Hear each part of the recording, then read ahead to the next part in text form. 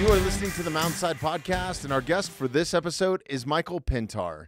He's a professional rodeo photographer who spends a ton of time behind the lens in extreme danger, photographing rodeo cowboys. His photos are stunning, but above all that, Mike's a great guy. I thoroughly enjoyed recording with him today. We had a couple glasses of whiskey, and it was a great time.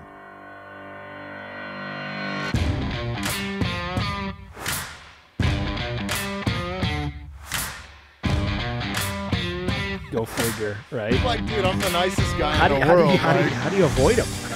You know, you can't make everybody happy. Yeah, or, I guess you know, not. Yeah. It's not easy to please everybody. But, you know, the one thing I was going to say was, you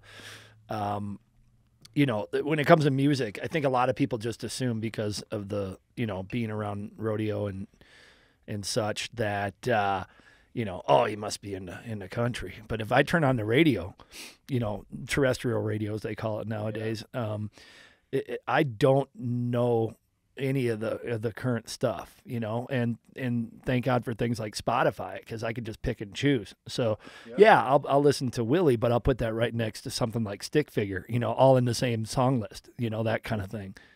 So I listen to anything. Cheers and to everything. that, man. Yeah, I like it all. Really. Oh, absolutely. Great to have you, man. Thank you, Mike. Thanks for coming in. Absolutely. We're just diving right into this thing. Yeah, music has played a huge part in my life, and I grew up around horses and cowboys. Like when I grew up here in Evergreen. You did grow up here in Evergreen, yeah. And this was kind of a cow town back in the day. I mean, it still is. It's still got a pretty heavy Western influence, you know. I hope we can keep that. Yeah, it's a struggle. I think a lot of towns, be it where they are or where they may be, I should say. Are seeing that a little bit of that demise of that nostalgicness that made them what they are, cow towns as they call them, right?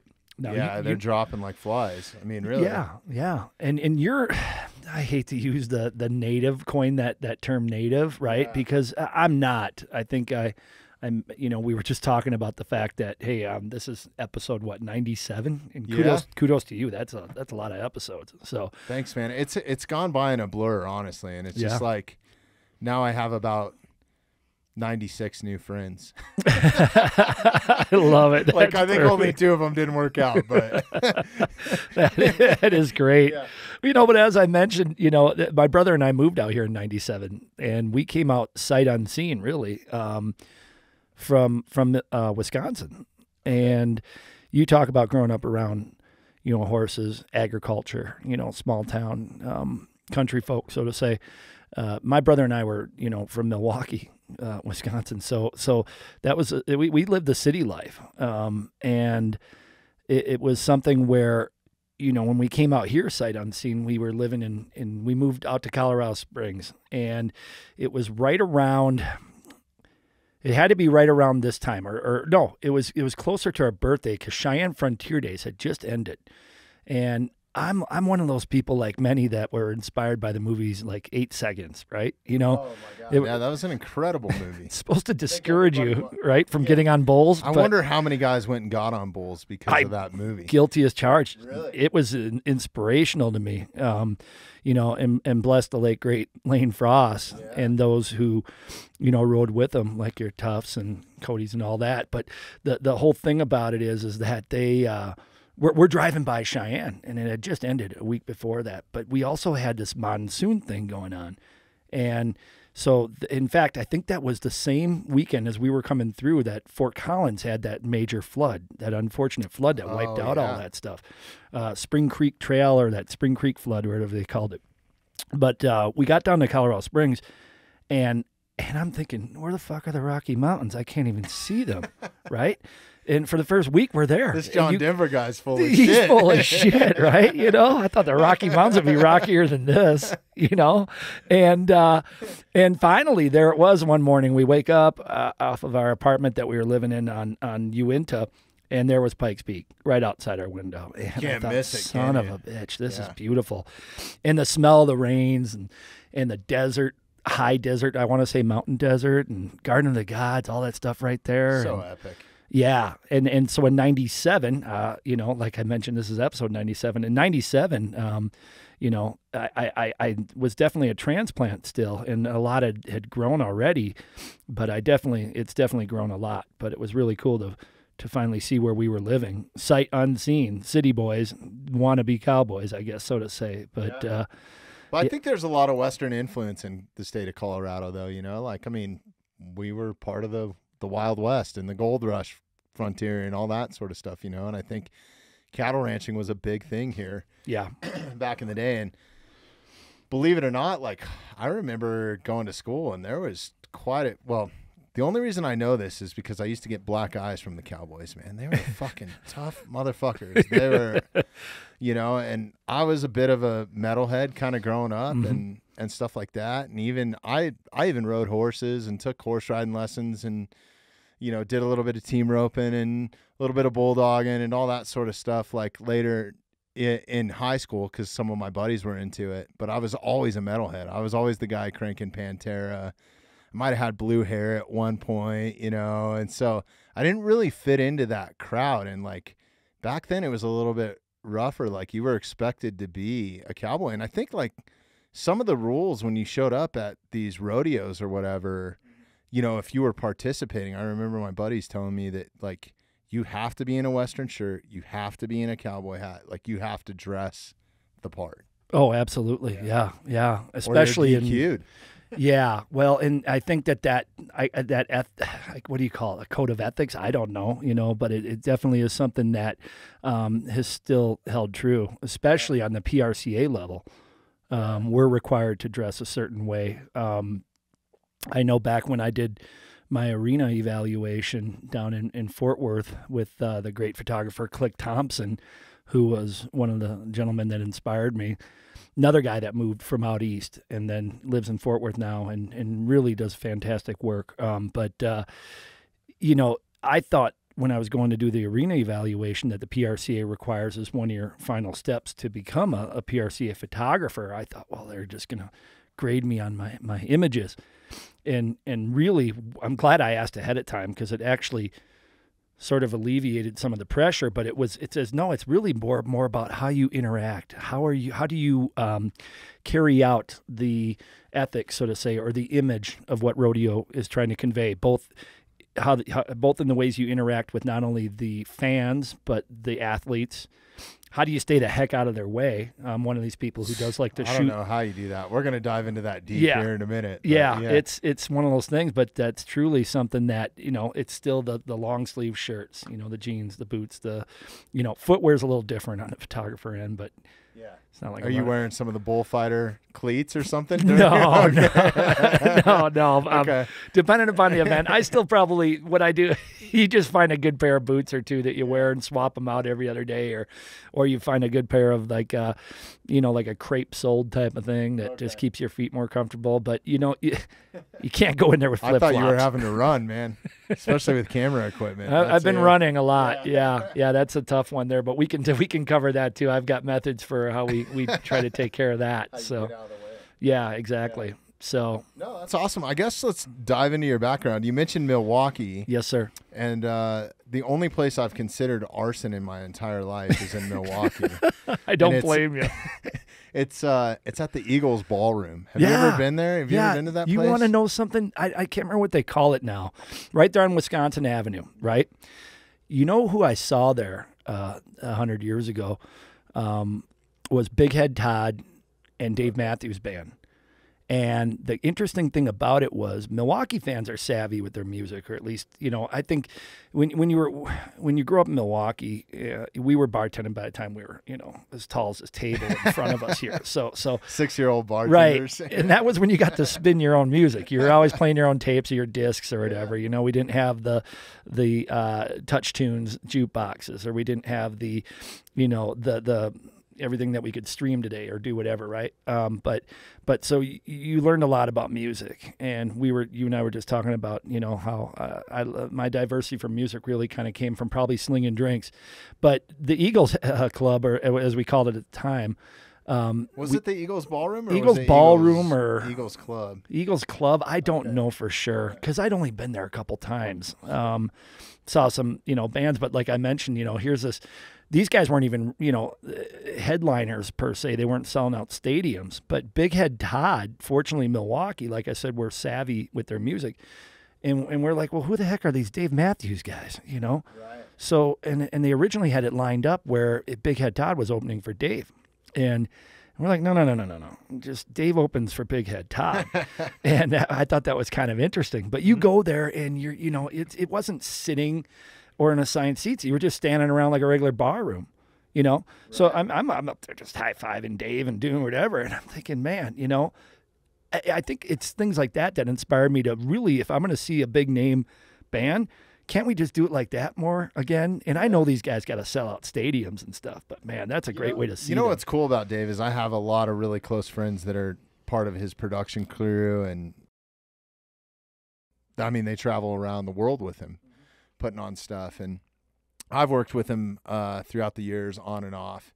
He's just genuinely a nice person, and he's genuinely curious. He would be a great podcaster because I can't count the times that I'd been walking down out of a VOM, out of an arena, and down one of those hallways to one of the green rooms or something, and there'd be a janitor closet, and this janitor filling up his bucket, and Dave's got him cornered, just like, how many kids do you have? Where are you from? Where'd you grow up? Like, he just loves people. Or he used to, like that was a while back, but man, I'm not crazy about his music per se. It's just not my style. No. It's awesome live though. And he's an incredible person. Like, he's played with so many great musicians too. Yeah. I think there's that live at Luther College one with him where he's playing with, oh my God, help me out here if I can remember. But my son would be yelling at me right now. He's probably seen Dave, I don't know, numerous times, probably at Alpine Valley back there. He lives in Wisconsin as well, and or lives back there. Obviously, I don't anymore, but yeah, he's seen Dave so many times. And when he comes out here every now and then, we'll grab our guitars and try to jam a little bit. And he no doubt busts into a little bit of Dave. And I can't. I'm like you. I appreciate and respect his music. You're not gonna find it probably. And sorry, Dave Matthews, but it's not. Going to be in my favorites, but every now and then I'll jam. I'm not going to lie. I got a little Dave playlist. Yeah.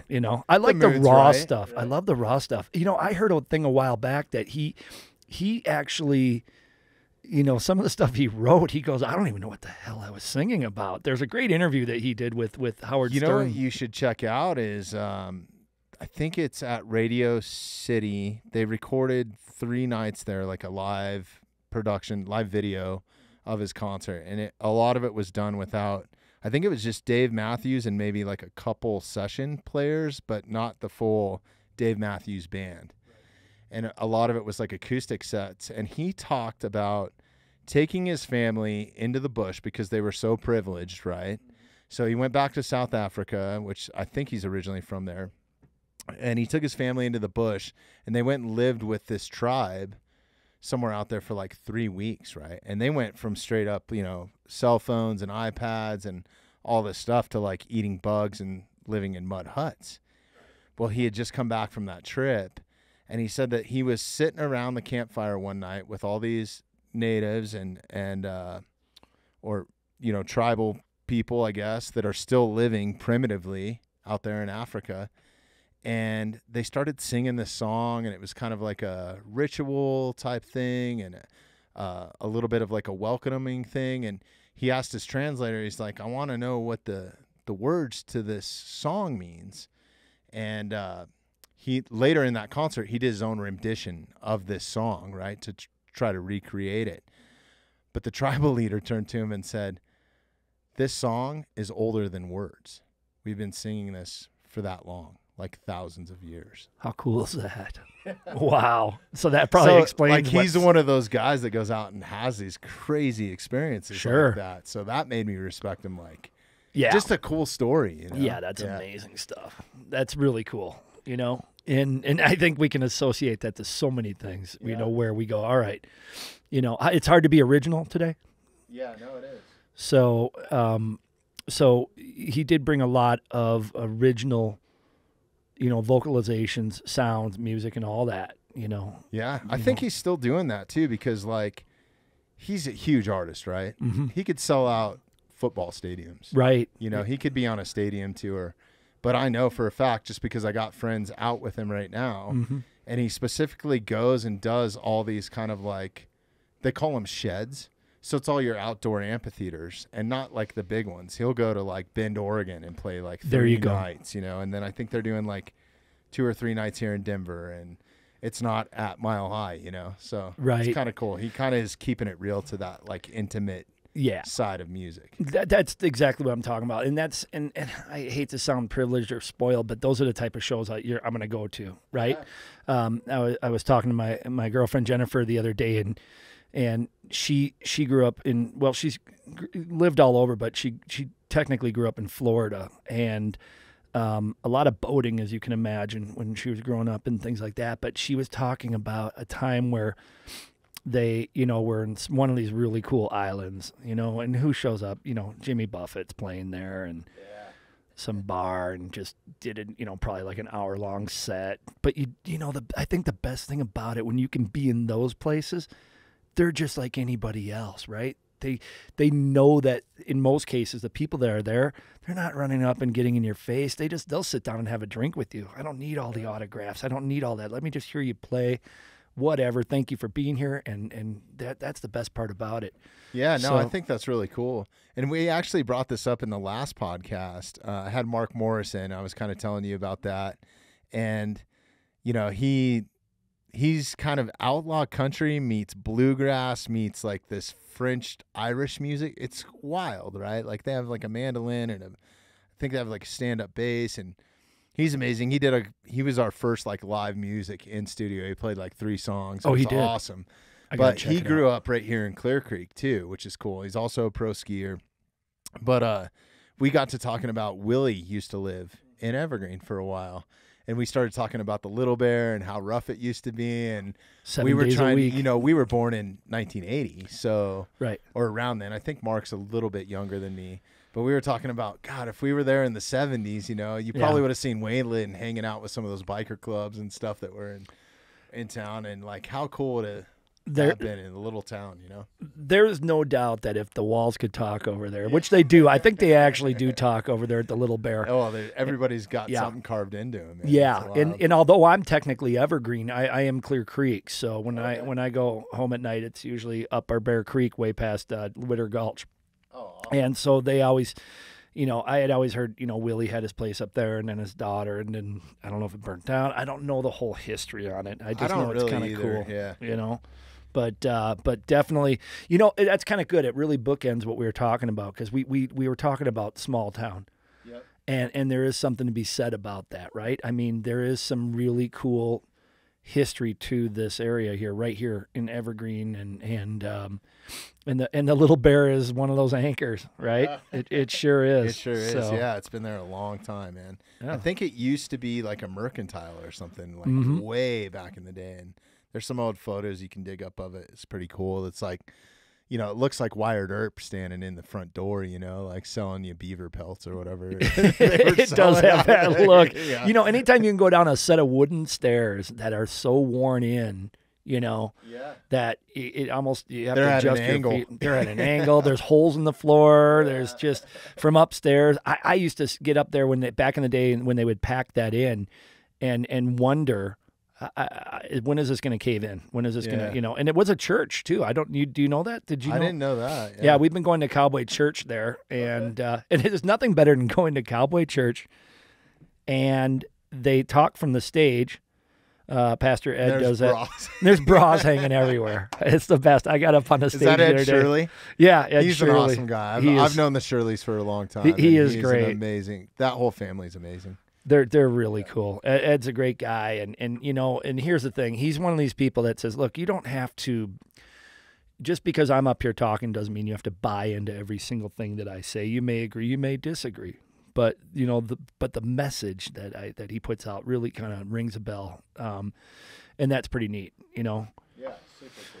Yeah, he's a great guy. Yeah, and I think Tim was a national finals Was he a champion, or I know he was a qualifier? Tim and I were just talking about this the other day. With this whole monument in there, and yeah, he took my brother's wife's hat, and she goes over and talks to Tim, and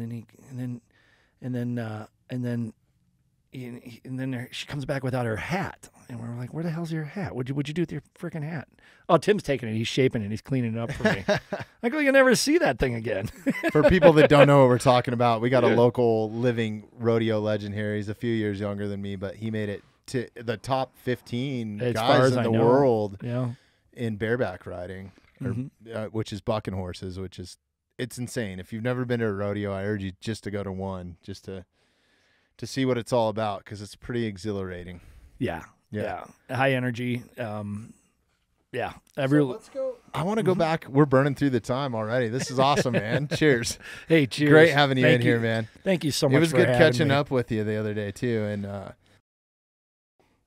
let's dive a little bit into your background and what kind of evolved you into what you're doing now full time as a rodeo photographer, or professional rodeo photographer. I don't know how professional, but I'm trying to be. Dude, your photos are fucking amazing, man. Like, hands down.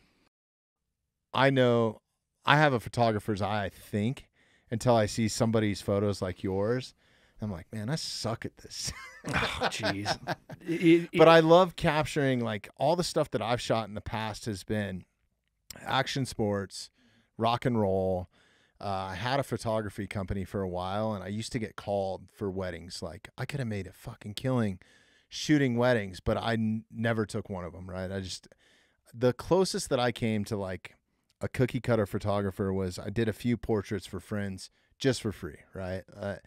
But other than that, it had to be something that was moving fast. I've got to shoot professional boxing, professional freestyle motocross, so I can rodeo is almost, it's definitely in that category, but it's almost like the next level, because you see, to freeze what these fucking, deranged animals are doing to these deranged people that are on the back of them. And I don't mean to offend anybody, but you at least have to have a passion for this sport, I think, to even consider putting yourself on the back of one of these animals, if it's a bucking event or something like that. But even like the roping events and stuff like that. And the way that you portray it and the way that you freeze it is just amazing. And it's one of my favorite things to shoot now is animals and shooting wildlife. I love shooting elk during the rut, like in September, running around here with a camera at 6 o'clock in the morning.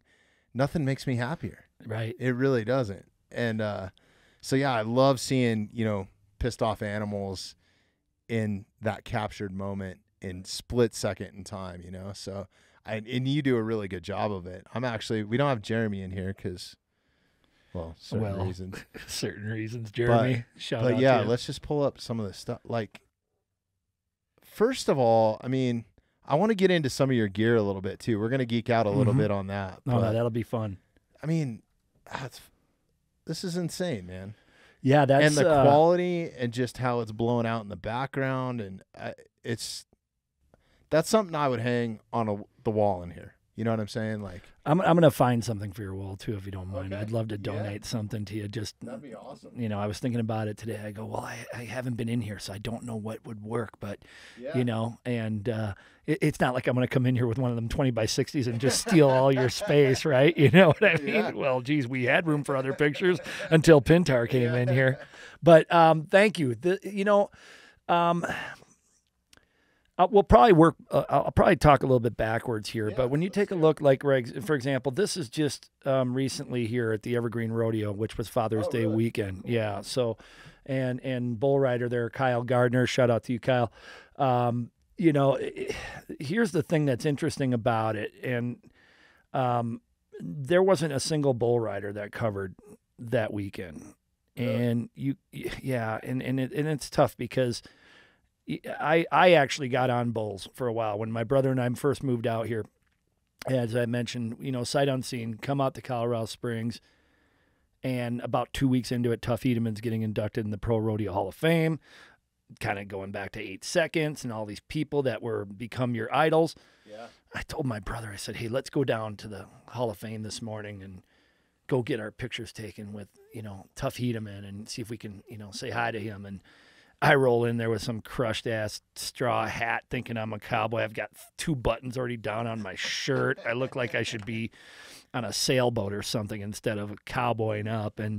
But I'm standing next to this statue that says the champ right there, and there's Tough Hedeman. And somewhere around I still have that original photograph. I say photograph because you can't pull it up on a phone or anything like that. We didn't have all that. But back in the disposable camera days. Yeah, disposable camera. Exactly. Where's you that? Don't know if you got the picture or not. Yeah. Where's that darn? What was the speed? 110, I think, was the speed. So anyway, so I have a lot of appreciation for bulls. Now, granted, I never filled my card, and obviously that meant I never became fully professional. In fact, I never even got a permit. My brother took it a little further, my brother Brian, and decided to ride bulls a little longer than me. But I had a tremendous respect and appreciation for it. In fact, one of the companies that has helped me out a little bit is BlackRapid, and they make really good straps for carrying your camera gear. And I'm familiar. I got a BlackRapid harness, man. They're nice. They're very nice. It's like a dual camera. Yeah, I use a dual one, and they make them in all kinds of deals, and they try to make them ergonomically friendly. Be gender specific even too. Really? Yeah, they've come a long way. I wonder if I got the female one. Hey, you know what? They're still as durable as all. No, they're awesome, man. I use them. Well, Ron, the owner, he sent me a message a while back, in fact, in 2020, and said, hey, we do a photographer spotlights, and we've looked at your work, and we don't have anybody really that puts out this kind of stuff. Would you want to do the photographer spotlight? I'm all over it. 2020 was already wacko as it was. Yeah. But here's a chance to try to help put your name out there a little more. So he ends up, I think I sent in 5 to 8 pictures and explained a little bit about how I was inspired by rodeo. And this kind of is where it leads up to the photography thing. So I knew I wasn't going to, it didn't take me long to realize I wasn't going to go to the pay window very much trying to ride bulls. You don't start at 26 years old getting on bulls. Oh, really? Right? You started that late? Yeah. We'd go down to Penrose, Colorado and get on Dean Drake rodeo bulls. And then you hit some of these, I think they called it the Rocky Mountain Rodeo Association. I don't even know if it still exists, but, it's a lot easier to run away from them when you don't fall right off of them. Right? Yeah. Well, and I learned real quickly that saying you get on bulls doesn't make you a cowboy. In fact, even I think there's a lot of rough stock riders out there who would agree with me that even being a rough stock rider, getting on the Bronx and Bears and the bulls doesn't make you a cowboy necessarily. Now, that's no disrespect. A lot of them grew up in the ag, grew up being able to get on horses and ranching, and that led to rodeoing. In fact, rodeoing was probably their ticket away from the ranching or going to. I think so. For a lot of those small town kids, I think that's why a lot of kids did it here. Yeah. It was an excuse to travel. Yep. That's why I did. That was the only reason I was going with my buddies, to help them get on bulls or do whatever they were doing, get on bucking horses and stuff like that. And it was fun to be around, man. And those country girls are pretty. Well, why do you think I tried to get on bulls? But their dads were always around. Right. Well, even and their brothers were mean as shit, too. Oh, my goodness, weren't they ever? Yeah. So the brothers were mean. They were looking out for them. But the girls are pretty in rodeo. There's no doubt about it. And, and that was truly, I couldn't afford a horse. In fact, in that July 2020 spotlight in BlackRapid, I even talked about the fact that, look, I respect the rodeo enough to know that I'm not going to be able to make a living at this. But there was always this sort of latent artistic side, so to say, that never really quite fit in even when I was in high school because of all the football getting in the way or wrestling and all the other sports that my brothers and I, did. And so, but there was always, I did a little bit of art back in the day, even maybe won a scholarship or two or something, and I think that always kind of stayed there somewhere latently, as I say, within me. And then people would say, well, here, I noticed you took a picture of that. You really got an eye. What do you mean I got an eye? Everybody can do this. I took 1,000 of them to get the one picture, Right. And, I think it took a while, but even probably still right up until even in the last year or two where I started going, well, maybe there is something to this photography stuff. Maybe there is something about having an eye, so to say, for it. Now, when you take a look at pictures, for example, we're looking here on Instagram type pictures, right? Now, granted, I bring in what I can. I bring that focal point to really because social media has asked us to do that a lot, so we do either perfectly square pictures or the 4x5 framing and try to bring it in. And a lot of that is intended because I want to give attention to the athlete themselves as well as the animal that they're on. And that goes for, well, it's crazy. I think a lot of people think that this is abusive to the animals and stuff too, but my goodness. I mean, really, these animals are considered athletes just as much as the cowboys are cowgirls that are crawling on them. Mm-hmm. The way that some of these horses are, I mean, even though that they're wild, but they have names. They're names. World renowned. They're Hall of Famers. Yeah. Some of the art that I hang and a real quick backtrack. When I moved back to Colorado, I went down to Cave Creek, Arizona for about 3 years. Around 2015, I went down there and I really kind of cut my teeth in an amateur arena down there, starting to shoot bulls and things like that. And in the rough stock world, it's very geographical in terms of what type of animals they will get on sometimes. Meaning, a lot of your great bronc riders come out of the Dakotas. And up north, and then you got bulls everywhere, right? Everybody loves bull riding, but it's probably the one sport in rodeo that really wasn't related to ranching, crowd, right? It brings the crowd, but it wasn't. No, I get what you're saying. Yeah. So bulls are everywhere. They weren't out trying to break bulls, so they. No. But right when I got back here, I moved back to Evergreen, and I was in Fort Collins for 17 years, and I mentioned being in the Springs for a little while, and I came back here. I have my brother here in Evergreen, and my nieces and nephews and stuff like that. And I thought, you know what? I could use a little bit of 10-degree cooler temps up here, when I get back from travels. Don't tell anybody else. No, sorry. Let's just delete that from this altogether. I don't know how much of a secret it is anymore there. No, it's not. But the thing is we, I got back here and I saw that Survey, championship rodeo, the Survey family, who's just synonymous with just a lot of rodeos and been in it for a long time. Again, I say family, the meaning it's been, it's generationally been handed down, and Mike Survey's raised a couple good kids there great kids.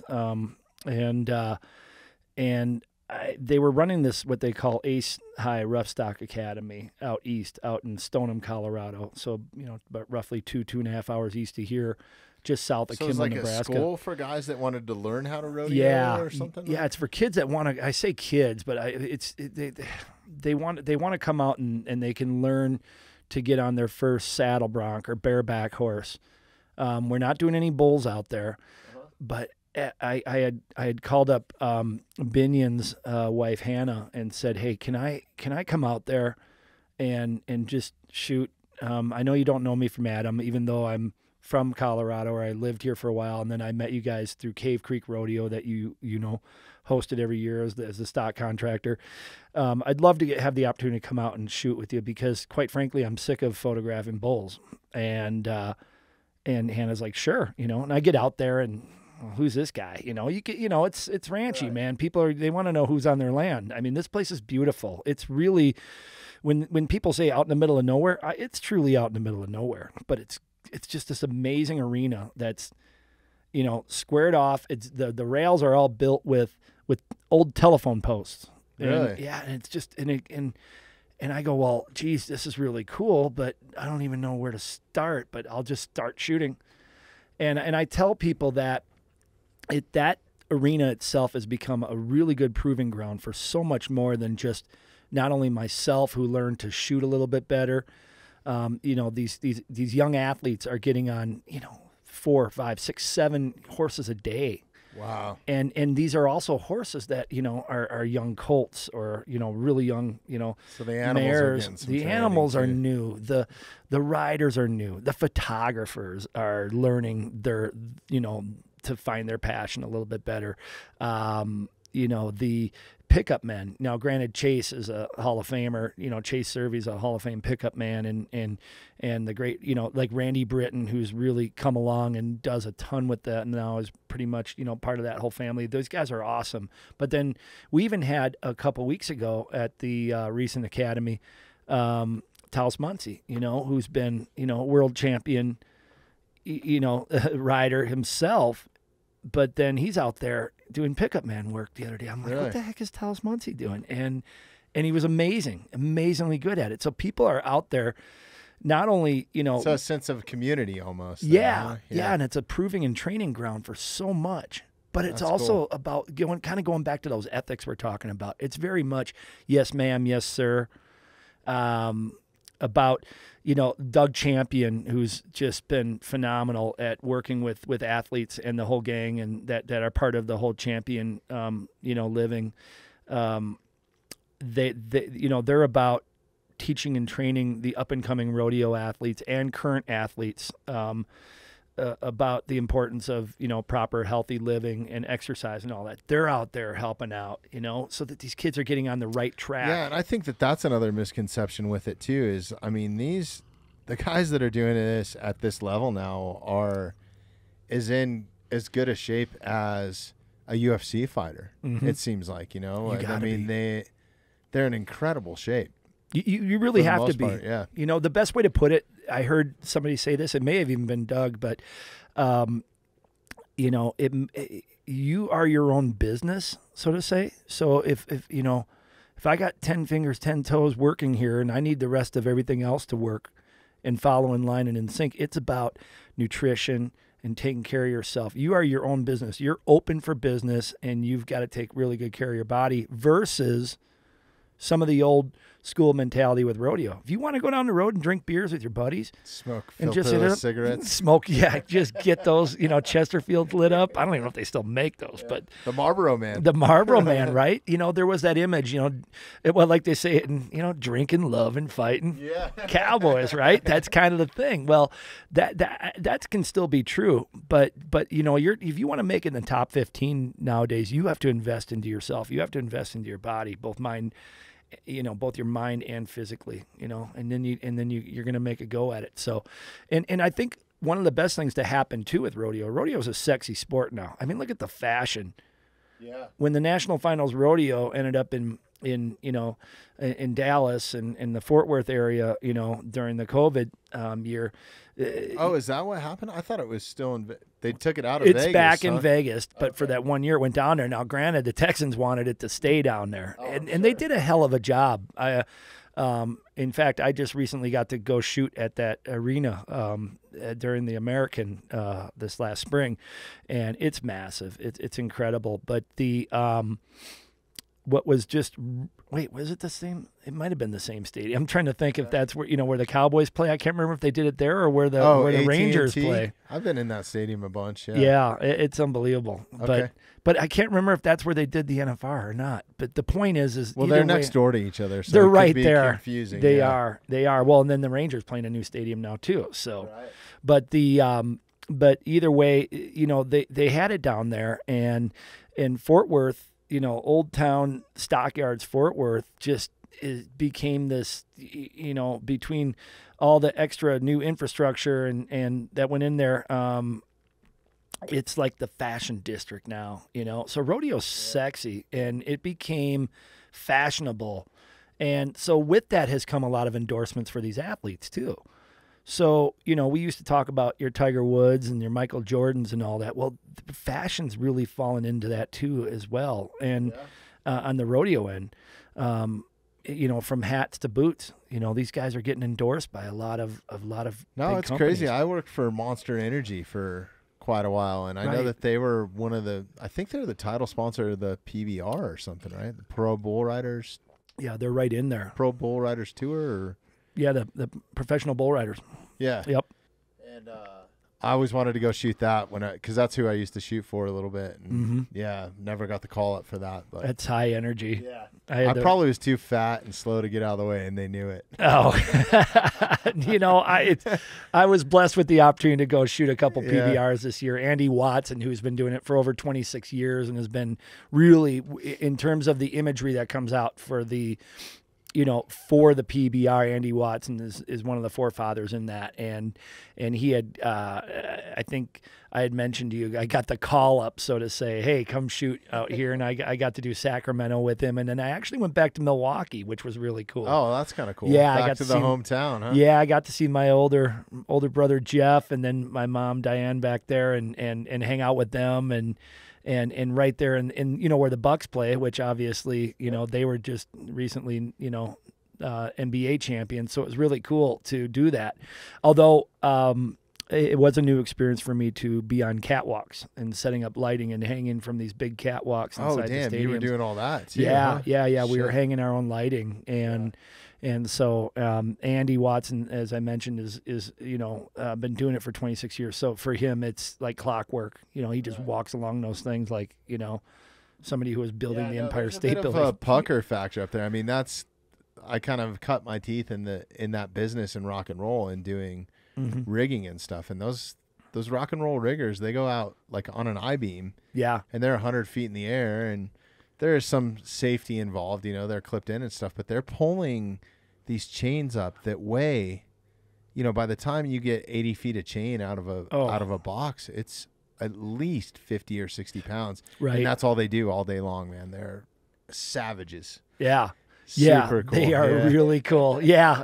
In fact, I shot up in Billings at the Chase Hawks Memorial back in December, middle of the winter, and I get into the old arena there, and I apologize to the folks at Billings if I can't remember the name of the arena, but this was just, this is my first time really having to set up lights on my own, and I even called Andy for some advice on it, and because he normally shoots it, but he had other obligations to So the you PBR. guys are setting up lights for the entire Strobes. show, or No, just for the photography for aspect? focal pointing on, Okay. on our target audience, which is obviously the event. So in this case, Chase Hawks was just saddle bronc, bareback, and bull riding. Wow. So does the camera talk wirelessly Yes. to this light, and then it goes off, or is it constantly on? Yeah, you have a wireless trigger mechanism on top of your camera. So if I'm standing in the arena, there's obviously a range to it, but Right. but that'll trigger your lights, and you can adjust them too. So the strength of the lighting, there's a science behind it. Oh, there's a major science that comes behind flash and like so many different things that you can do with it. I'd have never dove into that world. No, I think most photographers would agree with me. We'll take ambient lighting and daytime rodeos and Yeah. and the matinees way over having to hang lights and do that. It's a lot of work. It's a lot of investment too. Sure. So it takes. I mean, That's wild. the average light that I was looking at. So it's not like you're just glorifyingly walking out there with your two camera bodies and No. snapping photos. There's No, a whole back end process. that I always nobody even sees, ask. right? Yeah, I even ask this time of year. So if I get asked to do a certain rodeo, I go, "What time day does that start? Is it going to be a matinee, or is it, one of these 7 p.m.ers where, hey, if you're bucking out early, or you're going to be, if you're in a timed event earlier." I've been at some of those night rodeos, and it's hard to watch because you're talking like high school rodeo arenas that have minimal lighting. No, It's are you like, kidding me? They turn on the lights once a year. Yeah. Maybe a bulb or two works. They don't even clean the dust off them, and it's dusty. No. Yeah. So it certainly presents its challenges, but I learned that right away too. Hockey's not easy to photograph. So I don't think a lot of the viewers know that, there's lights hanging, even when I went to Milwaukee and I was walking in the catwalks there's all these wired mechanism. There's actual full-bodied, full-frame cameras that are mounted up there. That I think like these news teams or other people can come in, and they just, because they're there all the time, they just hit a switch and they turn that on, do a couple test shots, lighting, strobes are working, their cameras are shooting at the angle they want it, boom, boom, boom, boom. Sports Illustrated gets their next cover, right? Really? Yeah, that kind of thing. I don't know, but when I was walking around, I would imagine, there's probably an in-house photographer or something. Yeah. Yeah, and I think Andy was trying to explain some of that to me, but I'm too busy still trying not to fall off the catwalk, so I didn't pay attention anyway. So thank you, Andy, for putting up with me up there. But yeah, so it's really something that there's a lot of technology behind it, and there's a science too. There really is.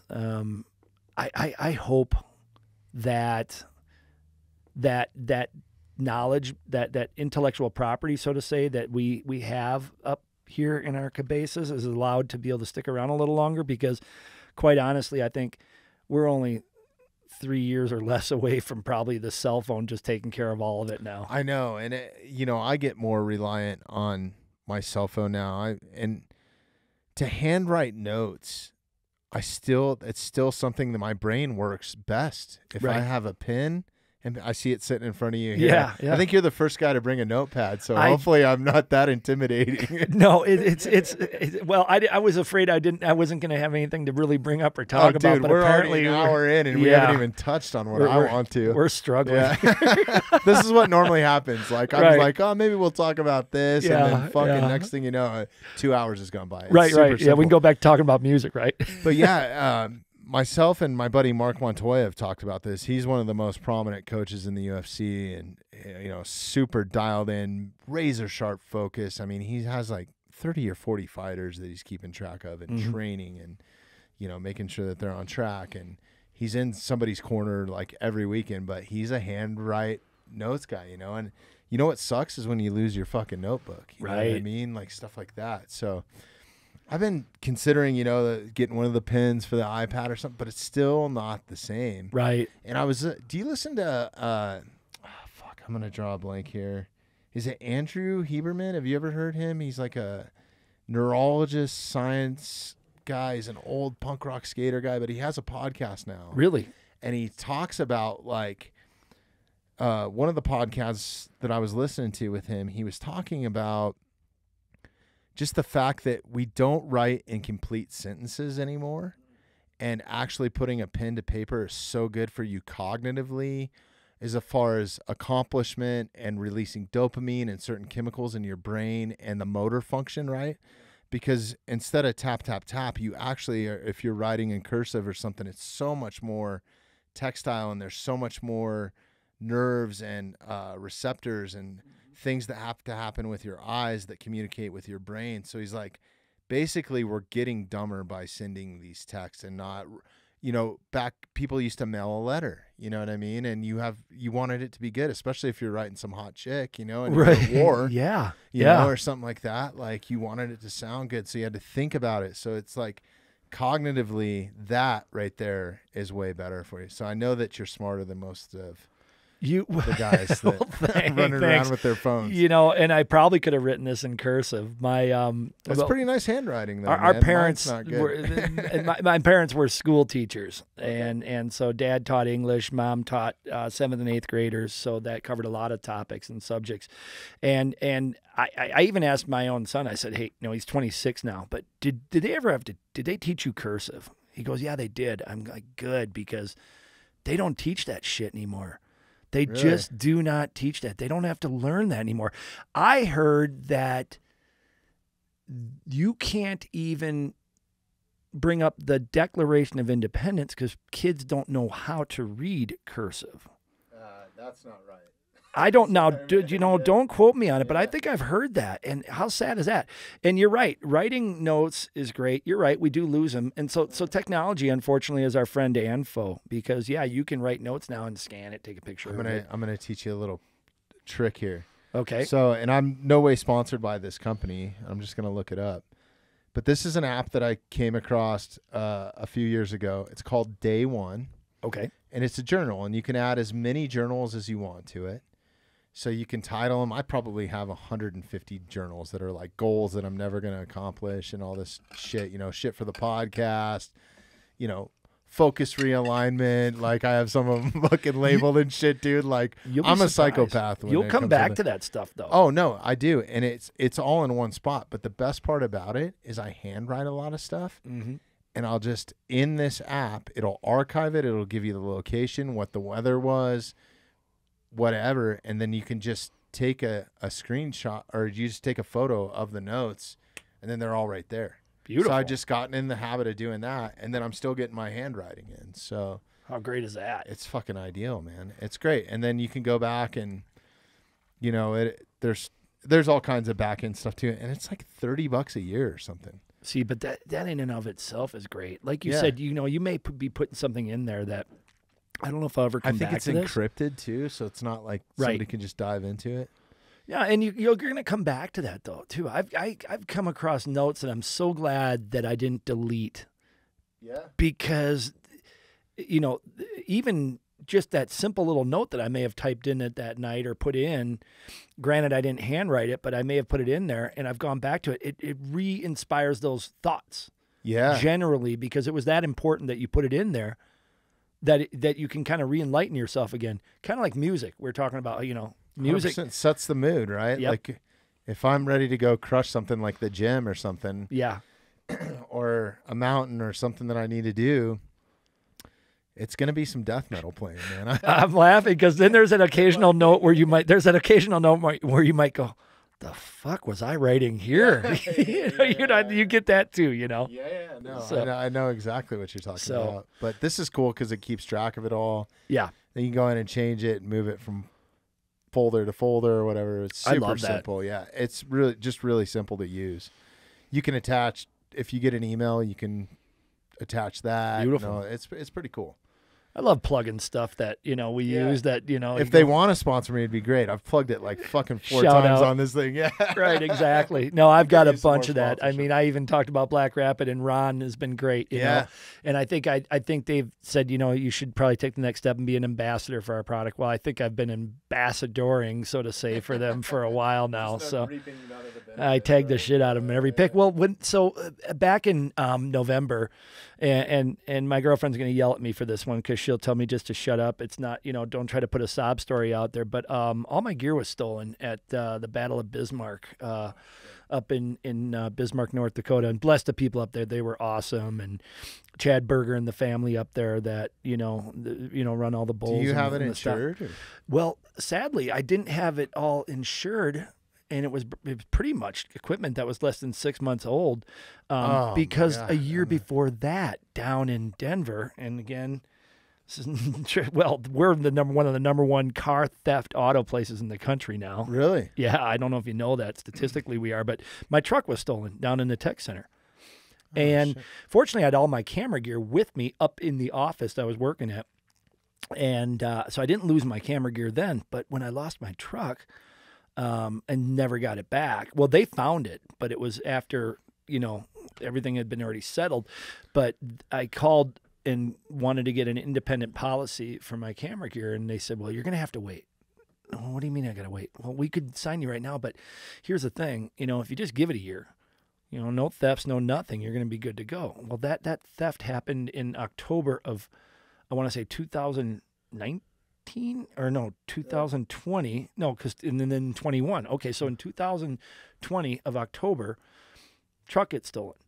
So I've got to go to October of 2021, and I'm in the clear. I'll get my new policy, have my insurance covered on all my camera gear, and it happened, and that my stuff was stolen. I'm sure you have a business, right? Like a proper bit, like an LLC I do. or something. Yeah, I have a whole. We got to talk after the podcast, but I have an inland marine. Yeah, just because we travel with this, and I'm always worried about, like, sometimes I'm gone, and I'm worried about somebody breaking into here and stealing everything. And I'm not going to give you the address, but we're not even in Colorado, folks. We're just pretending. Yeah, we're actually in the air. We're calling from the air. It's a green screen. No. So, but no, it's something that's concerned me because I got a lot of money invested in just that, and then I store. I'm not even going to say this out loud. Sometimes I store my camera gear here too, just because it's easier than storing it at home.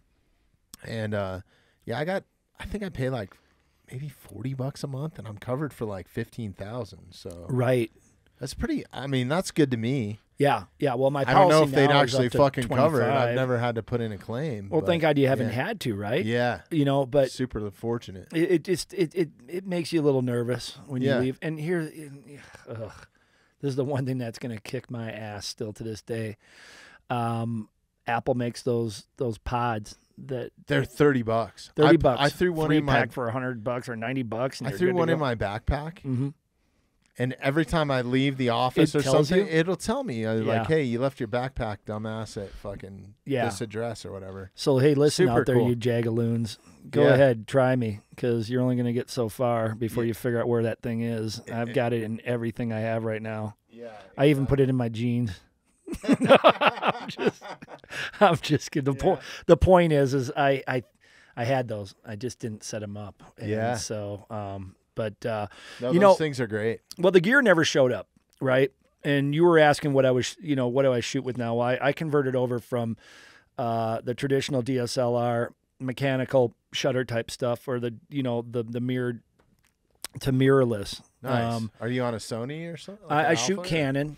Oh, okay. Yeah, I'm like the same thing as Levi's to Wranglers and Ford is to Chevy. Yeah. You start out with it, you generally stick with it, especially when you invest the money that we do into our gear.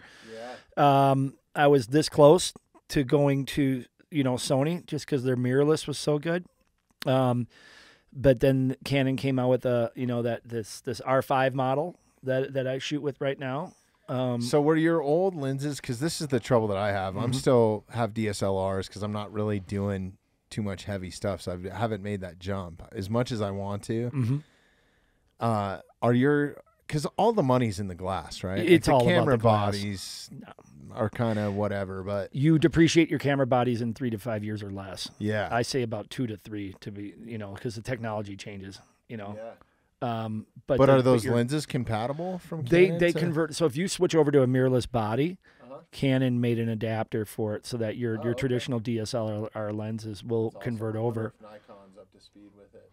Technically speaking, you might lose a stop or two on them just because that converter. But the fact is there's cases where I wish I still had my original glass. I think a lot of it is because, Canon always sticks out because they got that white L lens body, and the 70x200 is that one body that you just gotta have, right? I don't care. I if you're love shooting my portrait. 70x200. It's a go-to lens. Yeah. It's great, and if you're shooting at f2.8, which is obviously, sharp and fast, they built that thing solid state, and I mean solid state. There's no other, in my opinion, photography genre or sport that's going to be tougher on its equipment, on its equipment and the owner's equipment than rodeo. I agree with you. 12 months out of the year, rain or shine, indoors, outdoors. If you're somebody like me who shoots in the arena and you're running often, you're climbing up fences and they're probably getting banged off on. Yeah. So how much stuff have you broken along the way? About the only thing that I've really done is they make the, on the end of the lens, they make that little kind of exterior. I don't even know. It's like a sun shield or what are they? shield I or forget the what they cover. call them. I don't know. I always thought It's like people a just sun put it on there because shader it kinda? looks cool. No, it does help sometimes. It does. Yeah. They do help. I break those all the time. Yeah. You know what I did start doing though, and this is I'm not sponsored by you guys, but if you want to send stuff my way, Alpha Guard. Are those like those stick-on things? Mm-hmm. I started wrapping all of my equipment, and especially when I decided to do it when it was brand new, because that way, as soon as I do you have a photo? Like, what do you have some crazy print or something? My buddy Matt Lingo that we've had on, and he shoots for Clandestine and another buddy's company of mine, Half Face Blades. Incredible photographer. You're gonna have to look him up. Yeah, Matt Lingo. Okay, but he's got Sony Alpha stuff and notepad time. Writing it. Man. Yeah, and he did them all in multicam black. It looks so fucking cool, man. It is. It is. Yeah. It is really cool. I actually went with camo on my my telephotos, my 70x200, and I have this 100x500. And I did camo, and then I thought, oh shit, people are looking at me like I'm a wildlife photographer now, or what do you shoot from a duck blind or something, And I thought, dang it, and I really did it. A lot of it was because rodeo is so patriotic. Yeah. And, we're always giving tribute to our soldiers and, the people who defend our country. There's always like the Elks Club or somebody involved or some sort of military branch. Yeah, and I did it out of respect to that. That's cool. And so the camera body might match it a little bit. But definitely Alpha Guard's been one of those ones where I worry a lot less. And now, granted, you might still bang your camera into something, but you're not going to get that maybe that initial mark or that mar that might end up into it, you know. But they design it. That's awesome. I have I think it's a 200 to 500 or something that I use for shooting elk and stuff like that. And I have one of those neoprene like. Mm-hmm. I don't really like it because it's always sliding around and then fucking coming off, and yeah. So if you're maybe wrapped, I'll have to go to the Alpha Guard. do it, and I'll see to it that we get you discounted on that too. Oh yeah, yeah, for sure. All right, cool. Yeah, without a doubt. You know, cheers to that. Hey, cheers, absolutely. Yeah. So I got to get that done before September. Mm-hmm. It's funny you mentioned elk. Obviously, I don't know if we're late this year, but the babies are out. Right, with all the cows down here over at the lake. I've seen them around. Although I didn't, it was weird because I didn't see any for a really long time, and then all of a sudden they were like already as high as, you know, when they're super newborn. It's amazing how fast they grow. Yeah, I mean they have to grow fast enough that when the snow starts flying in October, they can get through it. Right? Yeah, like that, it's insane how fast those things grow. I don't know if it's. There's a week year old baby down here just as you come down in a tease and you're going to go up Upper Bear that I saw, you know, that, I mean, well, I know it's about a week old because I saw it, honestly, it was probably born the night before. And just this week alone, I saw it was already crossing the stream between here and the road. And I thought that was really insane, cool, man. Like they're basically born walking too. Right. Like what humans, we're so soft, dude. Couple takes a fucking year for us. We are absolutely to walk, you know? right. Like, yeah, that horse is bucking out by 3. You know, the 3 weeks. You know? Three weeks exactly. Runs, does it all. You know. Yeah. Hanging out with his buddies already, but we can send hate mail. We can. That's perfect. They can't do that. You know, we got opposable thumbs. Right, exactly. You know, a couple Saturdays ago, it looked like National Geographic, you know, Society was down here, and somebody was teaching. Oh yeah. Because they're all photographing these babies, you know, and these elk, and I came down from Upper Bear, you know, where I'm at, and I go, look, you guys, for those of you interested, all the bachelors who are in Velvet right now are just a couple miles up the hill. Massive, you know, bulls that I mean, right in my driveway, you know, and I go, you know, I almost. My only real claim to fame as a photographer is I get published every once in a while. You do? Bugle. Oh, cool. Which is awesome. It's Rocky Mountain Elk Foundation. Right, I love it. And normally they send me a check and I turn around and put it right back into the membership or just give it back to them. I love you know it. What I mean? Yeah. I think technically I was like, can you guys just keep it and I'll just donate? Right. You know what I mean? Like I'm not trying to take your money. And they're like, no, we have to whatever, legally or whatever. But yeah, man, shooting elk around here and the people that come out with their I'll have a 500 mil lens and be hiding behind my truck. Yeah. And you'll watch some jackass pull up in a fucking Geo Metro, you know, or whatever. I don't even know if they make those anymore. Probably a Prius, right? Right. Yeah, attitude. Or whatever, and just get out with his cell phone like nothing's going to happen.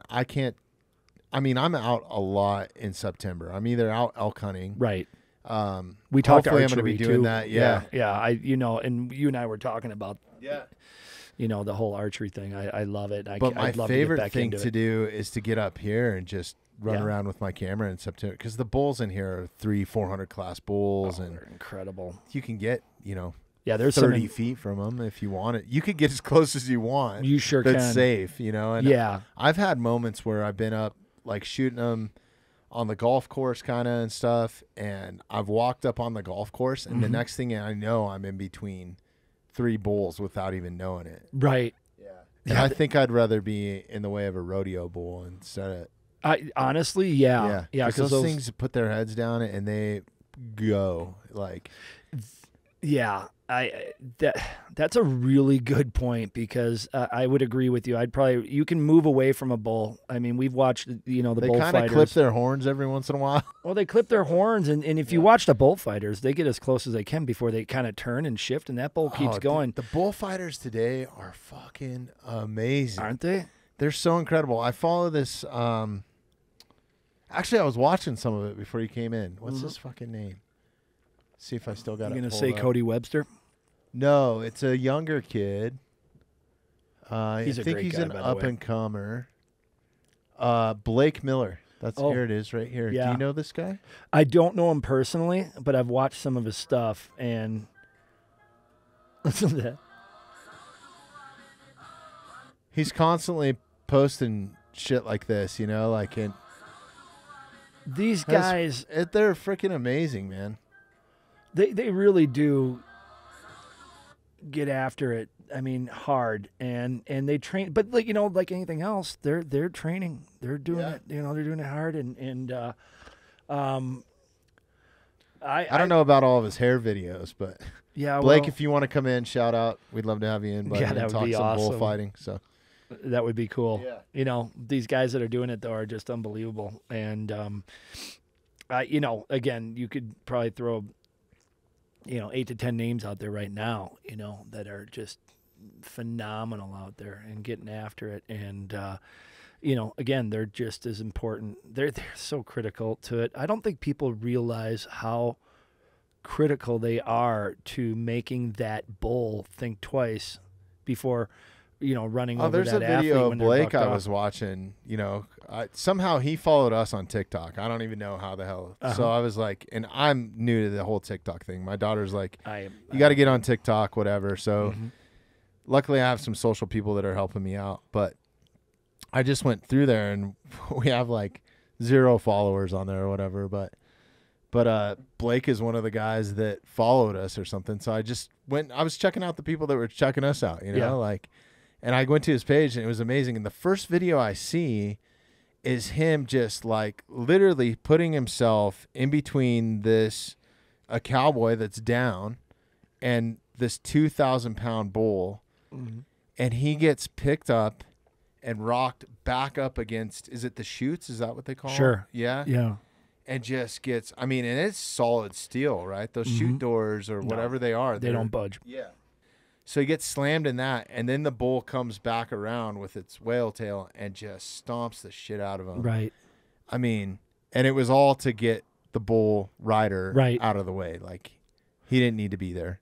It's interesting too because you just reminded me of the fact that I think one of the biggest misconceptions too is that bulls are inherently mean. They're not. They're athletes. They're trained athletes. You can actually train to kick ass. They're quick. Well, they train. They're in great shape. They eat their diets better than most of the athletes. Heck, I mean, come on. My brother Brian this last year invested into some bulls with Chad Berger, who's just synonymous with rodeo. I mean, not only in the PBR but even the PRCA. And in fact, I think they have one of the top 5 bulls out there right now, named Pookie Holler. And you brought it up earlier. You said the names are great too. Oh, the names are phenomenal. Ricky Bobby, that's a Survey horse now that I'm quoting that. But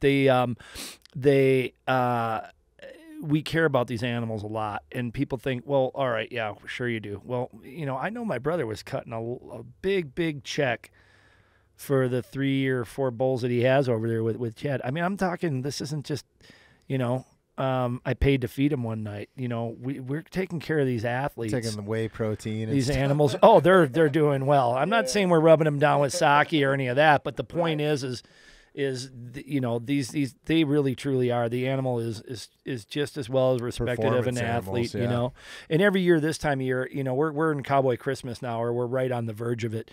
Cowboy Christmas meaning, we got rodeos happening within every town within 100 square miles in most Western towns right now. This time of year, all through July, Montana's, California's, Utah. In fact, next week I go to Vernal, Utah next week, and I get to shoot out there with Lexi Christopher and Brooks Benjamin, 2 people I've really grown fond of in the PRCA photography world. And so, I mean, but there's these athletes are hitting 3 rodeos in a weekend, 3 or 4 rodeos in a weekend. So in a weekend. So how does that work on your end? Do you get called up by a particular organization? Is it, because I know that there's all these associations and different governing bodies of circuits and stuff like that. And then there's the individual rodeos, right? That are making their own money or whatever they are. Right. A good example is Evergreen Rodeo is a PRCA rodeo. It's a PRCA sanctioned or recognized rodeo. We're and I apologize to my folks of Evergreen. We're small beans in the eyes of some rodeos, but we still are a well-recognized rodeo, a long-standing rodeo. I think we were in our 58th year this year, I want to say, somewhere in that ballpark. Yeah, that's pretty cool. But nevertheless, as a photographer who wants to shoot professionally in the rodeo, the PRCA, it's not just, fill out this form and pay your $100. I pay the same amount. We PRCA photographers pay the same amount annually as an athlete for our membership or our cards. I had to go through the same thing as an amateur, where you get your permit and you have to do so many rodeos.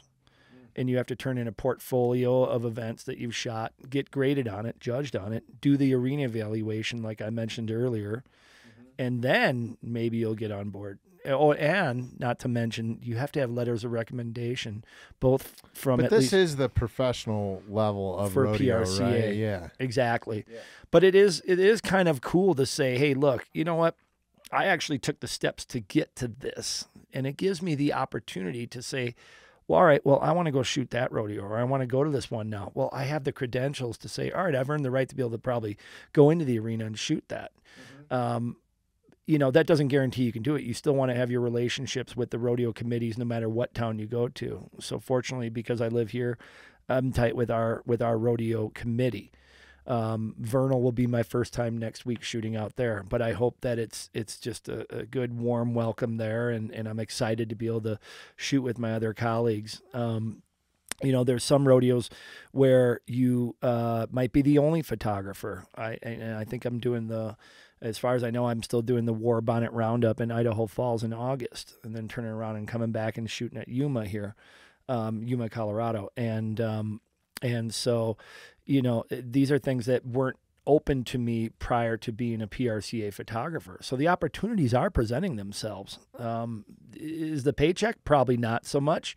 yeah. I think they're getting a lot better at supporting us. So then do a lot of your photos go to publication or website or social media? Or how does... Like, I have an example here. I this was most recently at the what they call the Riggin Rally down in Weatherford, Texas. And so this is the regular monthly publication, they call it the PRN, or Pro Rodeo Sports News, and this So one, this is something that, like, the Cowboys are getting in to figure out where to go. And well, this, like, what you're seeing here is, like, for an example of a picture that they published of mine of Mason that's an Clements awesome winning. photo, man. Thank you. Super Well, cool. Man, that's a big spread, too. Yeah, it's so over it's a kinda half neat. That's over a full page. It's Right. like a page and a half. But it's not something that you wake up to and you all of a sudden you're going to have a check in the mail for $1,000 or something. This is probably only $150 or something like that, right? But it is cool to know that, hey, you are getting recognized for your work. Now there's some photographers out there that of which some are just phenomenal to me. There's so much talent that is out there. I just was asking my friend Click today. I said, "Hey, how many photographers are there in the PRCA per se?" And he said, I don't know for sure. And I said, well, with that in mind, how many are really truly active? We came up with, we figured there's probably maybe about 80. How many are really truly active? Is probably there's probably 20 plus names that really stick out, but then there's those who just, it seems like they're at every rodeo, and they're always in this publication. They're getting recognized for their work. I wanted to do that this year, and I thought for sure 2022, here we go. I'm going to hit up my minimum rodeos, because just like the athletes, as I mentioned, we pay the same amount to be a member annually.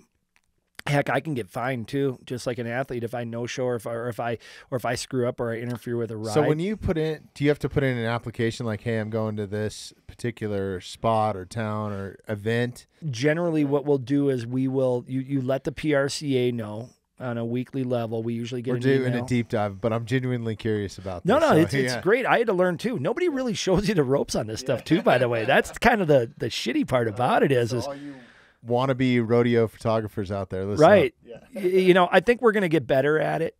Just like anything else, the communications are going to get better. But there was a lot of times where, and I think the reason I'm a late bloomer, so to say, when it comes to being a PRCA photographer, is because I was discouraged from it for so long, because there was always this this kind of sort of underwritten, you know, good old boy connection, so to say. And, you know, this is my rodeo. Don't you dare come shoot that. You can't just come walking in here. Oh, and really? and I'm, you know, in a lot of ways, this dates back to the Chris Ledoux days of selling your music out of the back of your car, or you're selling your photos. You're selling, you know, you're saying, okay, look, I got this shot. I'll see you down at the next rodeo and I'll have your pictures for you. You know, but the digital age has changed a lot of that. That doesn't mean that we want to take anything away from those who have been there doing it for the last 20, 30 years. The difference, in my opinion, is that an extra set of eyes is always good to have in the arena. I took a look at, you know, when I shot Evergreen this year, Lexi, as I mentioned, came up there, and Jesse Potter was up there shooting, and Jesse was there last year.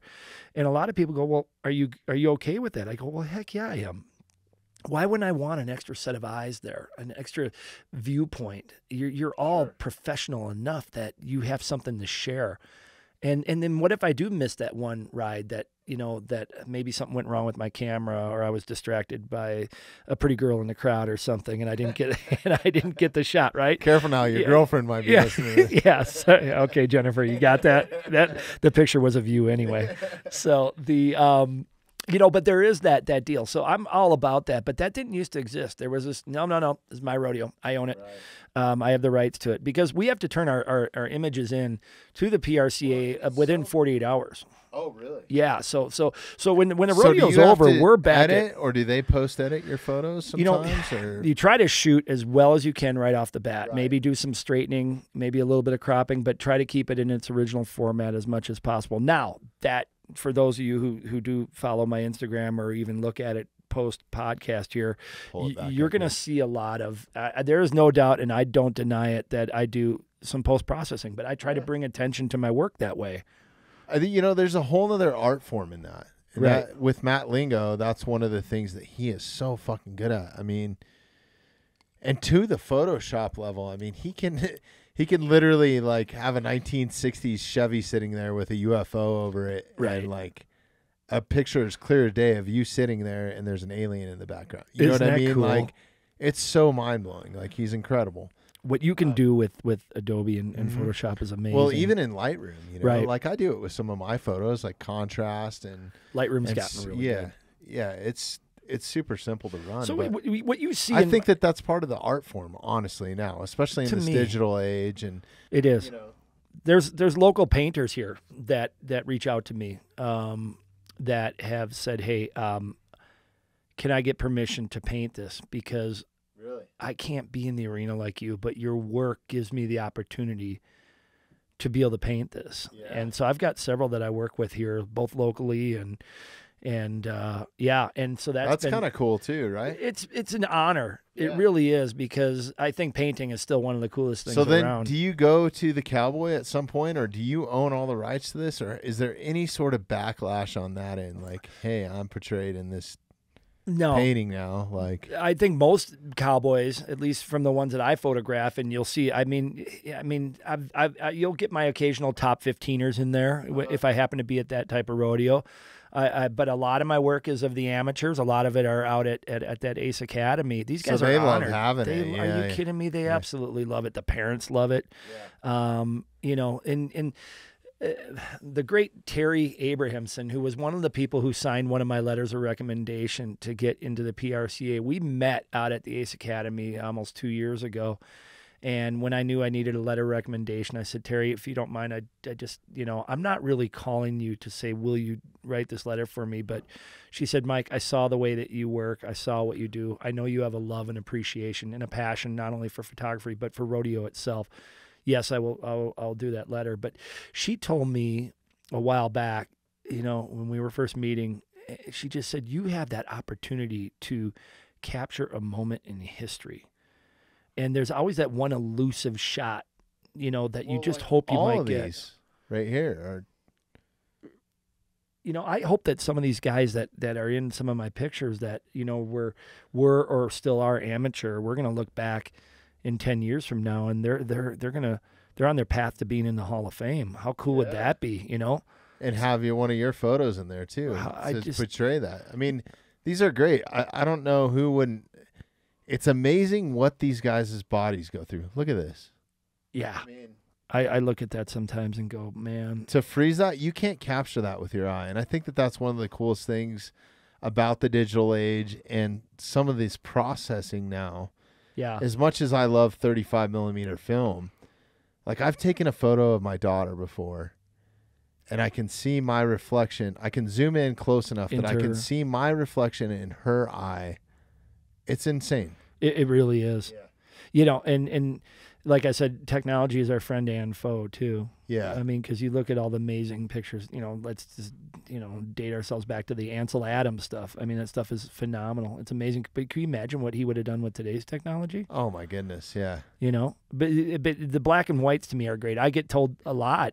I love black and whites. I absolutely love it too, and I would love to even in my one of my websites I actually do black and white, and I post it because people have always said you do great black and white. That's not me doing the black and white. I didn't intend to take it as black and white. It's post-processed to be black and white. Exactly. And that's something that I have to be clear about because Ansel Adams shot. I've never really in thought black about and white. that. I guess all the black and white. Well, that's not true. I have a bunch of stuff from high school that I got to go into a Lightroom and actually, this was before the digital age. Mm-hmm. So I'm not classically cool. trained like those who got to do the darkroom stuff. It was pretty awesome, man. I enjoyed it. It was like one of the only classes I enjoyed in high school, I think. There's a whole grassroots thing on that to appreciate that and bring that back. What's funny is I've taken some digital classes too, and one of the teachers that I had was old school, and he made us cover up. The only thing that we could look at was if your camera had, how it reads like the aperture and the f-stop and everything. So you could look at that little display, but you couldn't look at the digital display.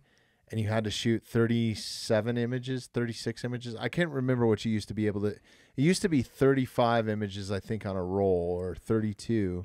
But you could get 37 out of it, but they might not turn out right. Yeah. Because the film was at the end, and if there was a crease in it or something, it would be all fucked up. But yeah, but anyways, he made us do that with our DSLRs, and you had to present your project that way. Yeah. So is the fact of teaching you composition, right? Like you don't have to sit there and just, because like with, just as well as I do, when you get into the editing process and you're on rapid fire and you're just, spray and pray, as they say. Yeah.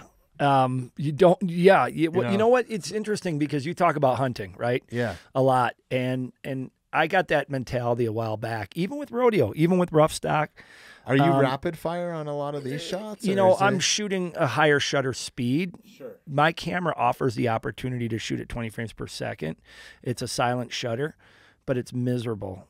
And the reason I say that is I would rather miss shots than have to go back and pull up all them shots that I can't use. That's where I'm at. Like I try to anticipate animal behavior, shoot like a behavior. Hunter. Yes. Shoot like a hunter, right? I would rather miss the shots. Cool, I miss more shots than I get, right? Yeah. There were some from last week or 2 weekends ago in Evergreen where I tightened up my focal point, right? I really just wanted to get athlete and the animal, and then pull that background and really bokeh it, as they say, or blur that out, as they say. And with that, I ran the sacrifice of if you didn't make the adjustment for it, you might end up be focusing on something else instead of the. And it all happens so fast, right? You're talking a matter of. You have 8 seconds total, basically, to photograph something. I would love to, if I ever teach a school someday and we go out in the arena and shoot like I like to. Oh, I'd love it. Yeah. Are you kidding me? I mean, because I learn when I go to these things anyway.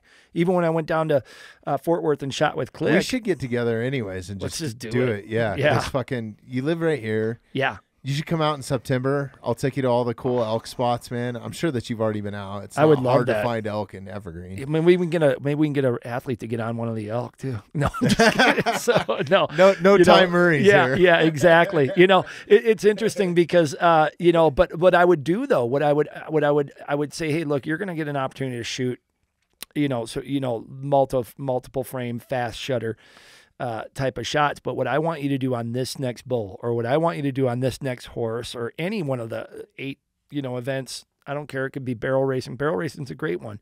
It gives you the opportunity to really set up on, say, a single barrel, but you get one shot, right? Okay. Time it. What are you going to do? Yeah. When are you going to do it? And I want to see the misses. I want to see the, you only had one shot, right? It makes you so much better. And you know what? Yeah. It makes the quality of your photos better too, because if you're actually framing the photo, and there's no cropping involved, you have the full raw image. It's the greatest.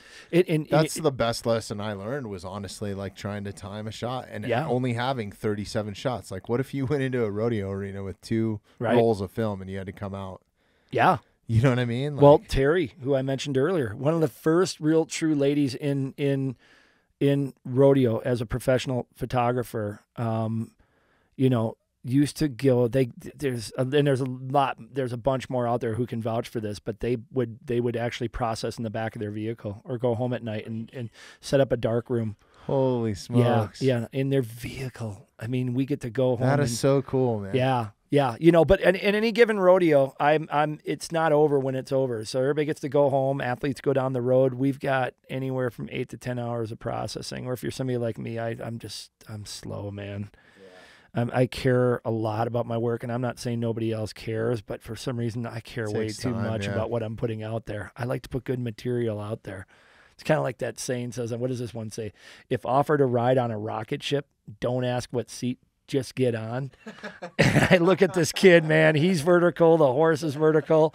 Well, and look at the mane on that horse, That's a great quote too, man. For the photo, it's amazing. Yeah, and for those of you folks who worry about the management of the animal, you need to. And if I had a nickel for all the times people say that, well, how do they tie their nuts up? Well, 80% of the bucking horses are mares. So good luck finding that set of nuts that you're looking for down there.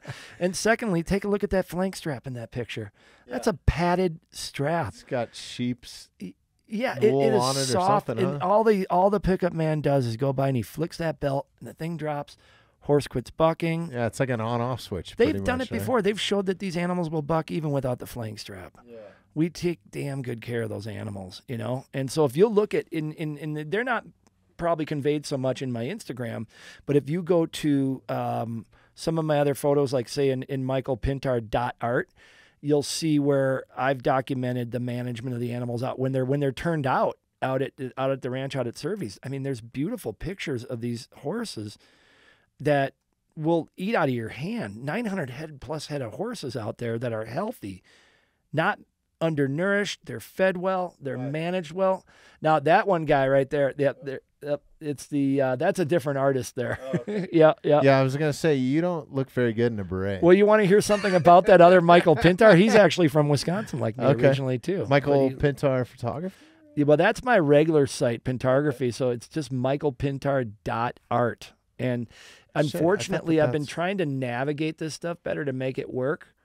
And right now, I just happen to have 2 sites. So yeah, right there where it says Shop Art.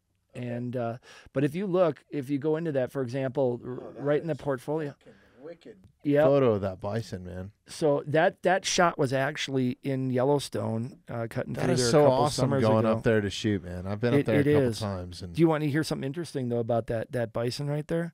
That was, I think I shot that one. It might even be the very bison, but the day after that one that you talk about people with their cell phones getting too close. Oh yeah. That was that same spot. Is that the one that was right at that same the guy across the a guy or road? A girl or something? And I'm like, good bison 1, kid nothing. I just don't understand why people. It's like zero fear. Or zero common sense, like right. Even a zoo animal, I wouldn't walk into a zoo cage and you know what I mean. Like, no. You kidding me? So wow, that's incredible too. That's super cool, man. Is that a night photo or? It's actually a daytime photo that I metallicized a little bit. You talk about post processing, but it's called Paint in Moonlight because it was just this really gorgeous paint walking across a field in Montana. But yeah, the one with shaking the dust off was right after. We should put that one in here. Yeah, that would be a cool one to put in here, right? I might have that for you. Awesome, I might be dropping that one off. No So, freebies though. We'll buy it. Oh, whatever.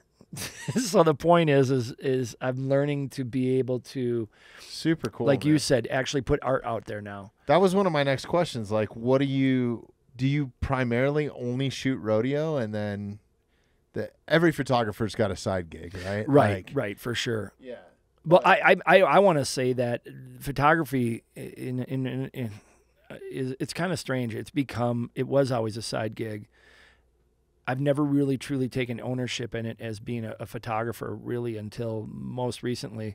I've worked in animal health related sales for 15 years in the pharma end, and I was running around the country initially selling an FDA approved antibiotic for horses that we manufactured in Fort Collins, and then every 2 to 3 years. So did you go to school for agricultural business I did not. or anything like that? No. In fact, I was going to school in Milwaukee and then dropped out after my son was born. It was just too hard to have 2 bartending gigs, a part-time supervisor job at UPS, and then raising a young one. And then, but I knew I'd go back to school. I was the only one in my family without even an undergrad up until I want to say my early 40s. So. No, late 30s. And so now I'm aging myself. But the fact is I went back, did my undergrad at CSU, and then went back and did my master's. I did an MBA at CSU as well. I don't know why I felt that obligation to do it, but So how long have you been doing this full time then, or when did you take that like leap of faith and just like, hey, I'm all in? You asked if I'm a business. I think I really made. I think I actually created Michael Pintar Photography in about 2016 with enough encouragement or really enough lack of income to go, can I make a living at this? And so can I continue to try to do that? And it sounds crazy, but we've always heard about the saying a starving artist. I really am truly a starving artist. It's really I think interesting. we all are. I mean, it's not like this podcast makes so much money that I can. Right. I still have to say yes to what I do, but fortunately, when people ask me what I do, it's so hard to explain to the average person, right? Mm-hmm. And it's always on a fucking airplane.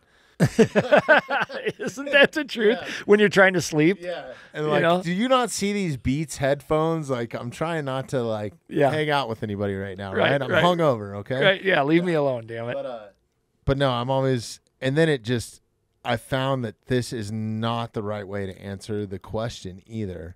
So sometimes I straight up lie. I don't lie very often, but sometimes I'm just like, oh, I'm an accountant or whatever. Right. Or I'm a gynecologist or, whatever it is. I'll give them some oddball bullshit. But typically my answer is I get paid to hang out with cool people. So so I get to hang out with cool people on the podcast, and then, all the shows that I go out and do on the rock and roll side. Yeah.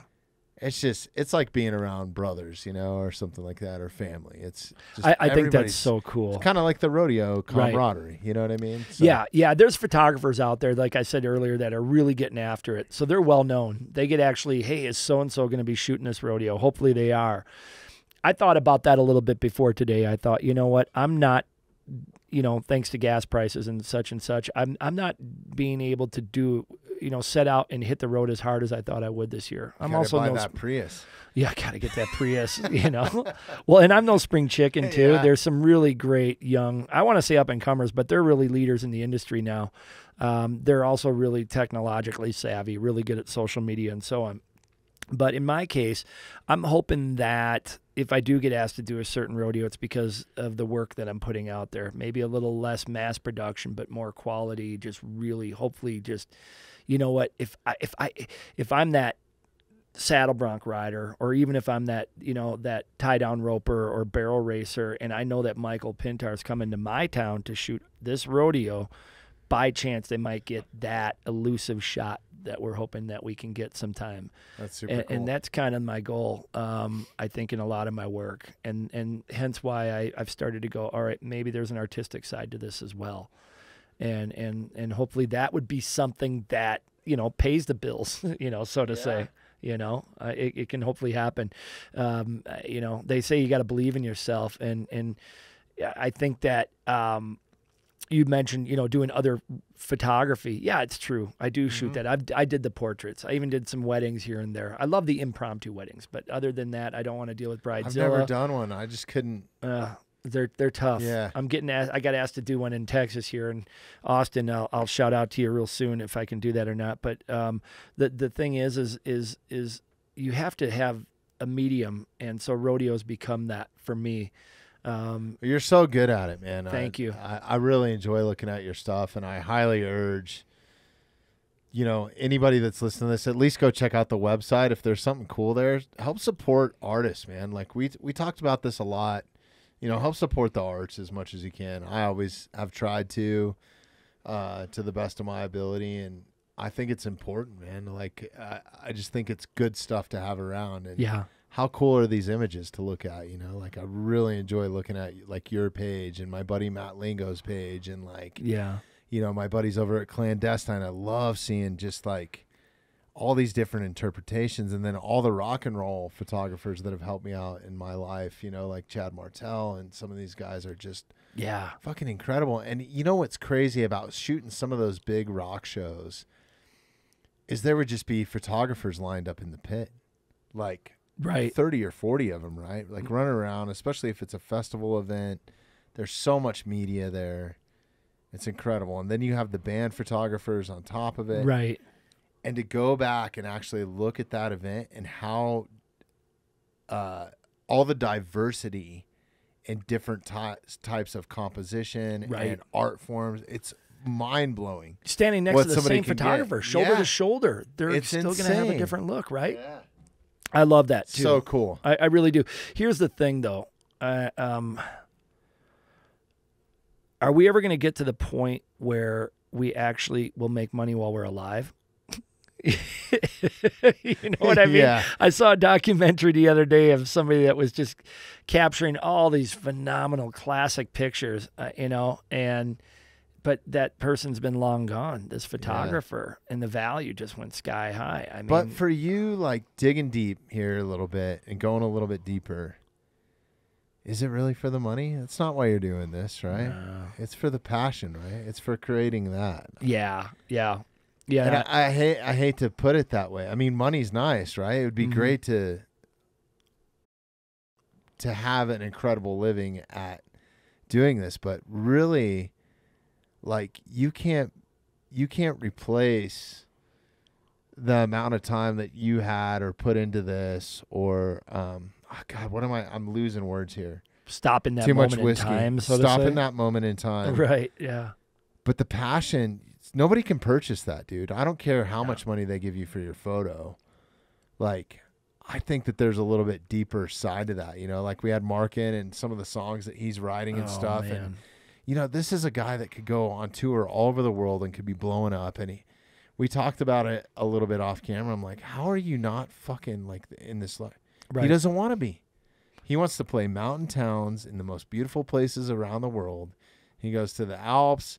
He stays in Colorado. He goes, you know what I mean? And he's he drives like a 1980s pickup truck by choice. Yeah. Which is cool. And it's got a tape deck in it, right? And he's like, that's rockin' awesome. Waylon and stuff. You know what I mean? Like, it's just the way he is. And one of the songs that he's singing here was I'm drawing a blank now, but it was something along the lines of freedom and time and his connection with nature and what it means to him. And it was just like perfect the way it was put together. And I bet that there's, and I'm putting words into your own mouth or head, but this is more of a question. I bet there's no other place you'd rather stand than be in that rodeo arena with your camera. Nah, you get fired up for it. I mentioned before growing up with athletics and all that. I get just as much energy from, going in there and saying, I got to bring my A game tonight.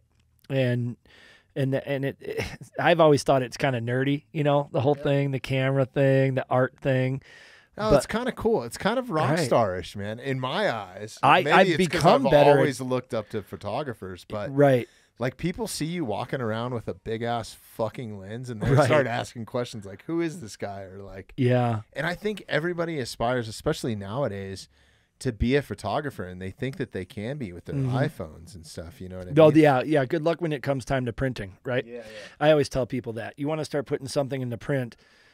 Good luck with that, right? Yeah. And you may have gotten what you think is a great picture. Start zooming in, you know, and you go, wait, man, that's really pixelized. When you can go down and like, not to get too, when you can see an individual hair in your beard or mustache. Oh yeah, that's how you know you have a good camera. Well, I learned that when I bought a probably, you know, in the world of sports photography. I didn't know I was going to do sports. I thought I was going to do landscape and portrait.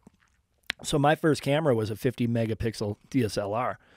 Set it up on a tripod, take that beautiful mountain scene. Yeah. Hello, Ansel Adams, I'm the next guy, right? You know, and then I started getting in the arena, and I go, shit, my max on this, even with a high-speed card, is 7 frames per second. I better learn to start shooting like a hunter. I better start just, you know, I guess you can't really spray and pray at that speed, but when I did get those pictures, the ones that really did turn out, one that I actually am going to be doing a giveaway on. It was one of the first pictures of John Hetzel's bull down in Arizona of War Dog, and I love this bull. This bull had this great character to him. He would run at you and then hit the brakes right the last second. So you thought if you didn't move, that bull would stop. I mean, you'd be eye to eye with each other, and it was awesome. And so I got a picture of him, of War Dog, and but what I started noticing was when you're shooting at that megapixel rate, you got hairs just popping off this animal. You're seeing, if the sun's hitting it right, you got hair everywhere. So cool. That's why I love going back and looking at these elk, and I'll zoom in on their nose and see like the steam coming out of it and shit. You know what I mean? It's just epic. Yeah, so yeah, God bless technology. Stuff that you can't see with your eye, like my reflection in my daughter's eye. You know what I mean? Like, yeah, I love it. And you know what? You can argue with me till you're blue in the face. If you're somebody who just wants to keep it as raw as possible, and I don't post-process, I don't do that, that's fine. If you're into that, everybody can do whatever they want to do with their images. You know what? In my opinion. It's art. So like, to each his own. If you're gonna be that. Normally, most of those people that do that sort of shit aren't that good at photography. They suck. I don't have time for them. I'm just kidding.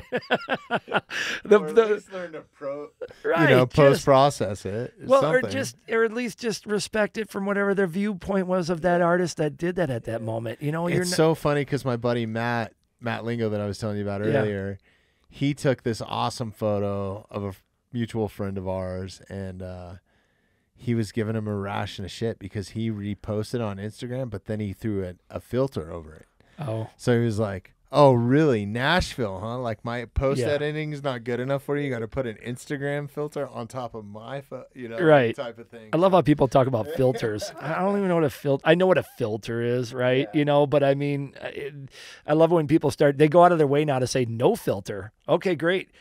Way to oversaturate it, though, with whatever settings you already had on there. I go, really? You don't, you know, just, Well, it's so incredible, too, what you can do and what you can do with a photo. I mean, there's so many YouTube videos out there and stuff to learn how to do these amazing things. And video is important, too, now. You know, if I got to take the time that I have the technology, even with my cameras right now, that provided I put the right card in there, which, you know, we're talking $500 memory cards. I could put those in there and really just do video and then just stop it on the frame that I want and create the same images you see here. Really? Yeah, I mean, that's really what I could start doing. That's pretty insane. There's people doing it out there already. Veeder out in California does it. He takes amazing. They get amazing. So you just videotape the whole thing, but it's in this high res. They'll buck out broncs even at their school, and they'll guy will run along with it. Image, body stabilization, lens stabilization, whatever they're using. I still haven't asked them. I can't wait to. I hope I get invited to come out there. I'm going to ask to come out and watch what they do because I'm really impressed with their work. But they'll run alongside that animal as it's bucking out in that rider. And at the same time, you're at a school. So what a great way to learn if your technique is good. Yeah. If you're sitting in where you want to be, if you're riding that horse right. I don't have all the right terminology. I didn't get to ride broncs, but the point is what a great learning tool too. I can slow this down frame by frame and show you where your feet are, where your body is, where your hand is, where your eyes are, where your head is, and then also so incredible. And also still that and make a pick from it. So wow. I think I'm going to start doing that. Yeah. I just have to learn how. I don't think I'm going to work on that tonight though. Yeah. So we'll go chase some of those baby elk around. Let's go do that. Yeah. No, that's super cool, man. Yeah. Have you ever, I mean, spending that much time in the arena, you're actually in the actual rodeo arena more than anybody that's out there, the pickup men, the cowboys. How many close I mean, the longer that you're in there, the more close calls you're probably going to have, right? It's only a matter of time when. I prefer to be close. You know, one, you can frame it in. But again, you do run the risk of not getting all the shots. That I do know I run the risk on. So if there's something that comes out, especially with some of the horses, they're going to come out and they're going to come out of that gate and they're going to, you know, be hard charging. And usually you can get a really good shot within the first few frames. But there's been close calls. Even just a couple weekends ago at Evergreen, you know, when they had their second set of bulls come out on Sunday, Binion Servey and Randy Britton, they, you know, even Chase, I think even they all came up to me. They said, Mike, we know you like to shoot within 10, 15 yards, but watch out for this first bull coming out. It likes to turn and come right down the you know, the fence line. So these guys kind of know what their most animals do too. Yeah, most bulls have a certain behavior pattern. Yeah. I remember back in the day with some of the guys I was running around with, you would go and talk to the other cowboys and they're like, yeah, this bull typically comes out and turns to the right. But I've seen him do this. And it's like everybody's talking to each other for information. It's kind of cool. It is. You know, they do have their characteristics and their personalities, but even that one that we thought we had to worry about on that Sunday, it was probably one of the most tame bulls in there. He came out, bucked hard, obviously sent his rider sky high and did its thing, but it didn't turn back on any of us, didn't come down the side towards me. I still respected, you know, what the contractor told me. You got to do that, right? Because do bullfighters save the photographers, or is it only the cowboys? I don't, you know, I spoke highly of you bullfighters earlier, but I don't think you give a shit about us. But they always want good pictures of themselves doing their job. Yeah. You know, that was one of the things too, and I apologize to the guys from, you know, last weekend, 2 weekends ago again, you know, Mr. Napier and Harris, you know, we had so many guys get bucked off. I didn't really get to get a lot of post rides bullfighting on there for you guys. And that's one thing I've learned, to stick around and try to get a little bit more, but the longer you stick around, the more you run the risk, especially with bulls. Yeah. Now, there's also that kind of like deer in the headlights, right? Because you're behind the lens. So like you sometimes kind of, I've lost track of shit. Like that time I got pinned down by 3 elk, basically. Yeah. And I was running around a tree. Yeah. Literally. Your sense is you think they're up, but you're really almost tunnel visioning. Yeah. Visioning. I like a bow hunter though. I shoot with, you know, both eyes open as much as I can. Yeah. So that my peripheral's kind of doing something. With bulls though, you know, I think bull riding's awesome. It's not as exciting to me though, because there's always that elusive shot like I keep talking about. But most times they're going to be spinning right in front of the chutes. A lot of action there, and then where do I scramble to when that rider's bucked off or the ride's over? That's where you got that bull's looking for the next thing. Right. And a lot of them are just looking for the exit chute. Right. They're trained. They know where they're going. But you know, horses are great because you know, I didn't know this at first, but you know, generally if it's a bull, from a photographer standpoint, if you're shooting in the arena, you look for a rail to try to get up on that and get out of the way. With horses, you want to go to the middle of the arena or try to walk towards the middle of the arena rather than going towards the rail. Because they run the fence line. Because they run the fence, right? And the pickup man's coming along there, so you don't want to be the guy sitting there. You know, although that's a bad spot to be. No, and like for example, like next weekend when I'm up in Vernal, I'll let those stock contractors know. You know them, you know, who we've probably never worked before together, you know, depending upon where they want me to shoot. We got a couple of us there, so I don't know where I'm going to be shooting, but you know, if I am in the arena, I'll let them know, hey, look, you guys, I understand that I swim at my own risk, so to say, in this arena. If I get in your way or if you want me to be somewhere else, just tell me. Let's get that relationship established right out of the gate, because the last thing I need to do is be in your way while you're trying to save a rider's life or catch that guy or, you know, take care of that. Yeah. I'll get the images one way or the other no matter where I'm at. But just as an introduction of Michael Pintar to you, I do like to shoot in the arena. Oh, you're a wild guy, man. You picked a wild subject for, I don't think the average photographer can just go out there at their tripod and. Well, no tripods, right? But if I have a tripod, then if I set up a tripod in there, I'm in deep shit. Hey, you guys don't run over my tripod. Clown right? shit right there, right? Yeah. But then again, I think a lot of us now, we try to get as close as we can, but we'll shoot on the ground. Ground level's the best. I've had people tell me, hey, there's that catwalk above. How come you never shoot from there? Or there's this upper angle that you can shoot from. How come you never shoot from there? The perspective's not as good, no, right? You don't get the vertical. You don't get the vertical. Crazy. Well, like this right here with this that's just head on. Yeah. Right there, that's getting out of the way, beforehand. These are some old pics right there. Like that's one of my. That's a great picture of that bison, man. Yeah, those are super cool. I have a fascination with bison. I do too. It's a bucket list hunt for me, and they're just so the wise. native. Yeah. But it's really cool too. I like that pano. So that's an example of those are all bucking horses. So like when I was displaying art, I was down at a horse show, a polo event / hunter jumper event a few weeks ago, and I had art displayed for the first time. I'd never set up a booth before, but I put these pictures up, and most people are like, "Oh, those horses are beautiful." I said, "Did you know did you also know that those are rodeo horses?" Really? And now I've got their attention, Oh, that's great too, yeah, man. like that one. I call that, what I call that the usual suspects. And these mares are all So standing are those telephone poles you were telling me about? Yeah. That's how they. That's fucking cool. It's really cool, and you can look at some of them still have the old metal plating on them, or like where you can tell where they pulled spikes out, or the spikes have been cut off, or things like that. I mean, nothing that's going to harm the animal, but what I mean is there's just history in these poles, and so. Wow, that's great too. Yeah, man. like that one there, that gathering the main line. That one, folks, I don't, obviously you can't see it, but this is when we can throw it up on the video, Oh, that'll and then be great. obviously if you Yeah. want to check out any of this, just go to michaelpintar.art and check this out. This is worth. I mean, this is Western art at its best, man. I really think, yeah. There's that one of War Dog right there on the right up there. This bowl? Yeah.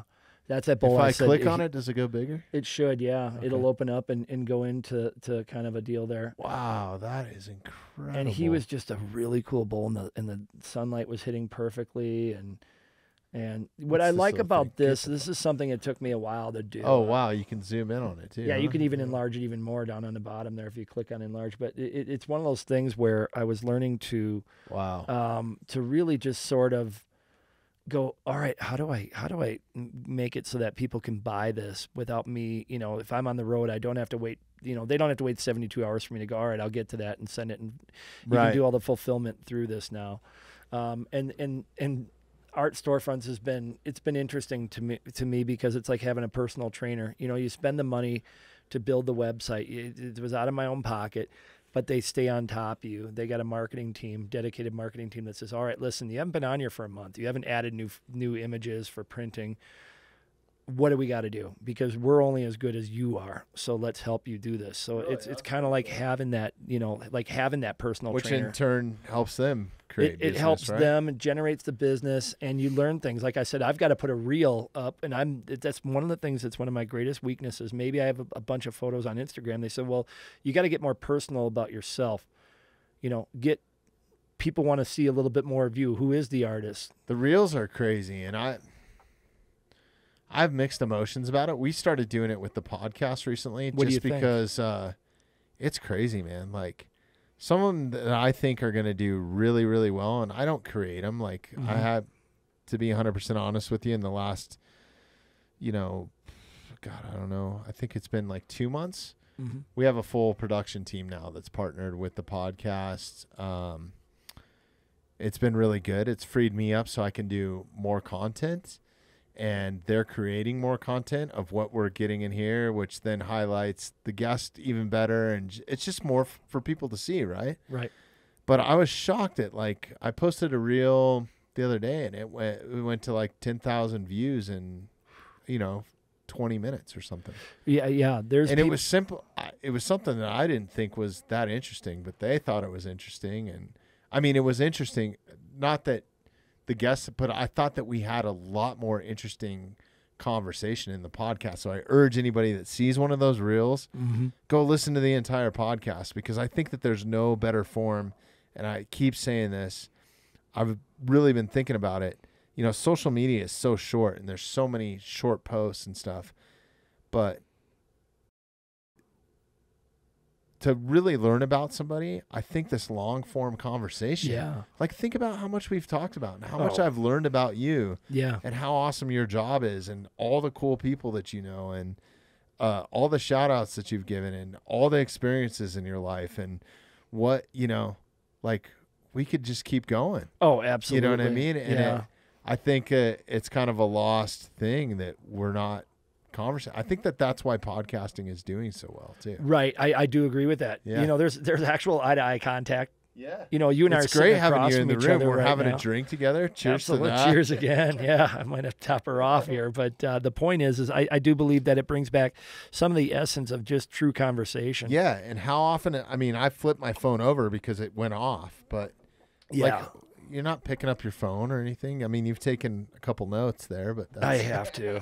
I do. No, I love that. About notes Super again. Cool. Super prepared. Yeah. Well, listen, man, we have done 2 hours. Yeah. And we're going to go ahead and shut this thing down because I'm sure you have Let's do stuff it. you got to do. Yeah. But you're welcome back anytime, man. I had a great time with you. This has been super cool. And Thank you're you. local, so... Yeah, good stuff, Bobby. Yeah, man.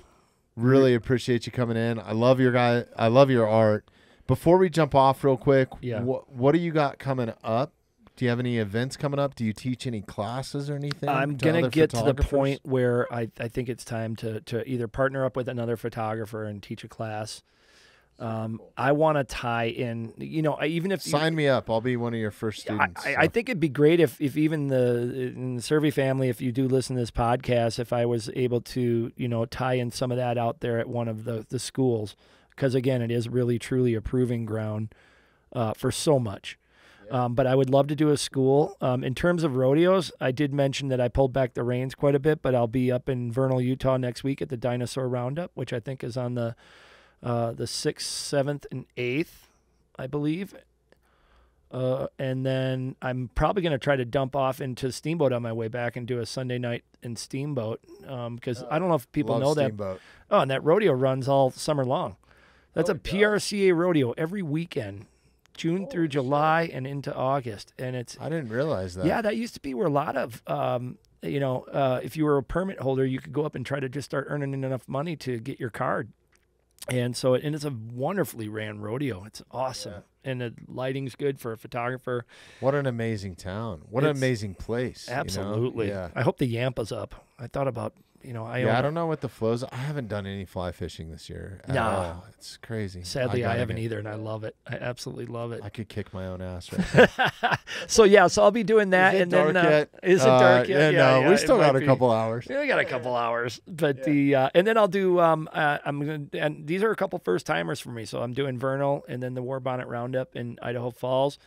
And then I'll come back and do Yuma, Colorado. And, you know, the big rodeos are coming up, are already happening. Greeley's happening as we speak, right now as we speak. And then obviously your Cheyenne and the Pikes Peak or Bust Rodeo.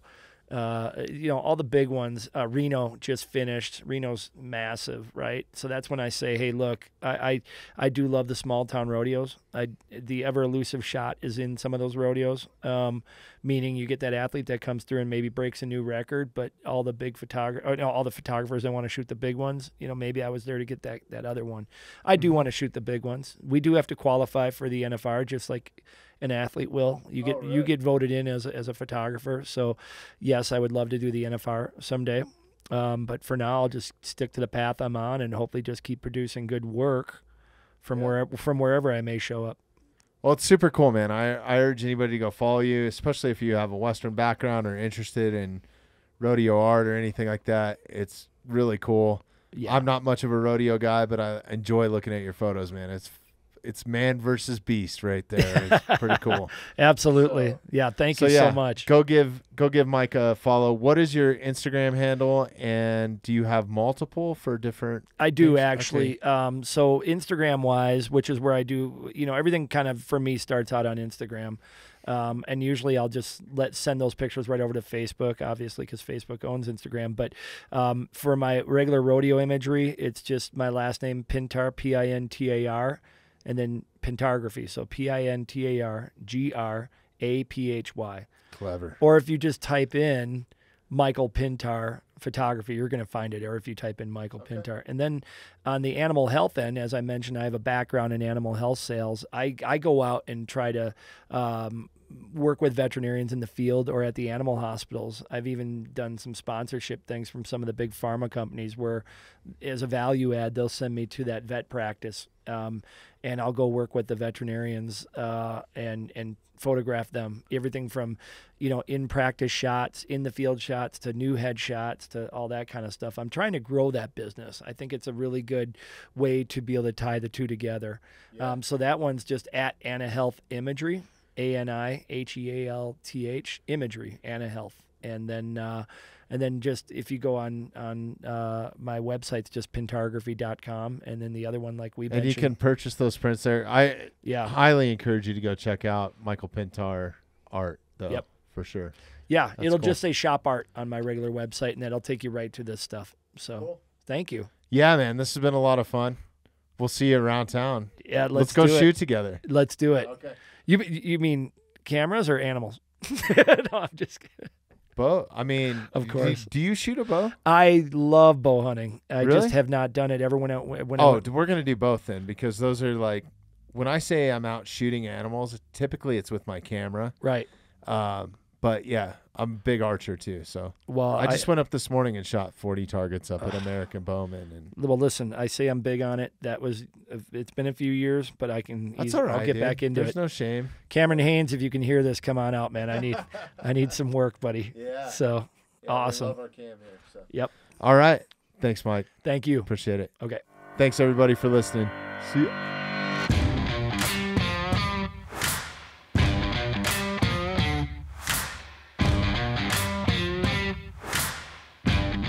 Thanks for listening to the Mountainside Podcast. If you haven't had a chance to do this already, please take a moment, follow, like, subscribe, or rate on whatever platform you catch the Mountainside Podcast at.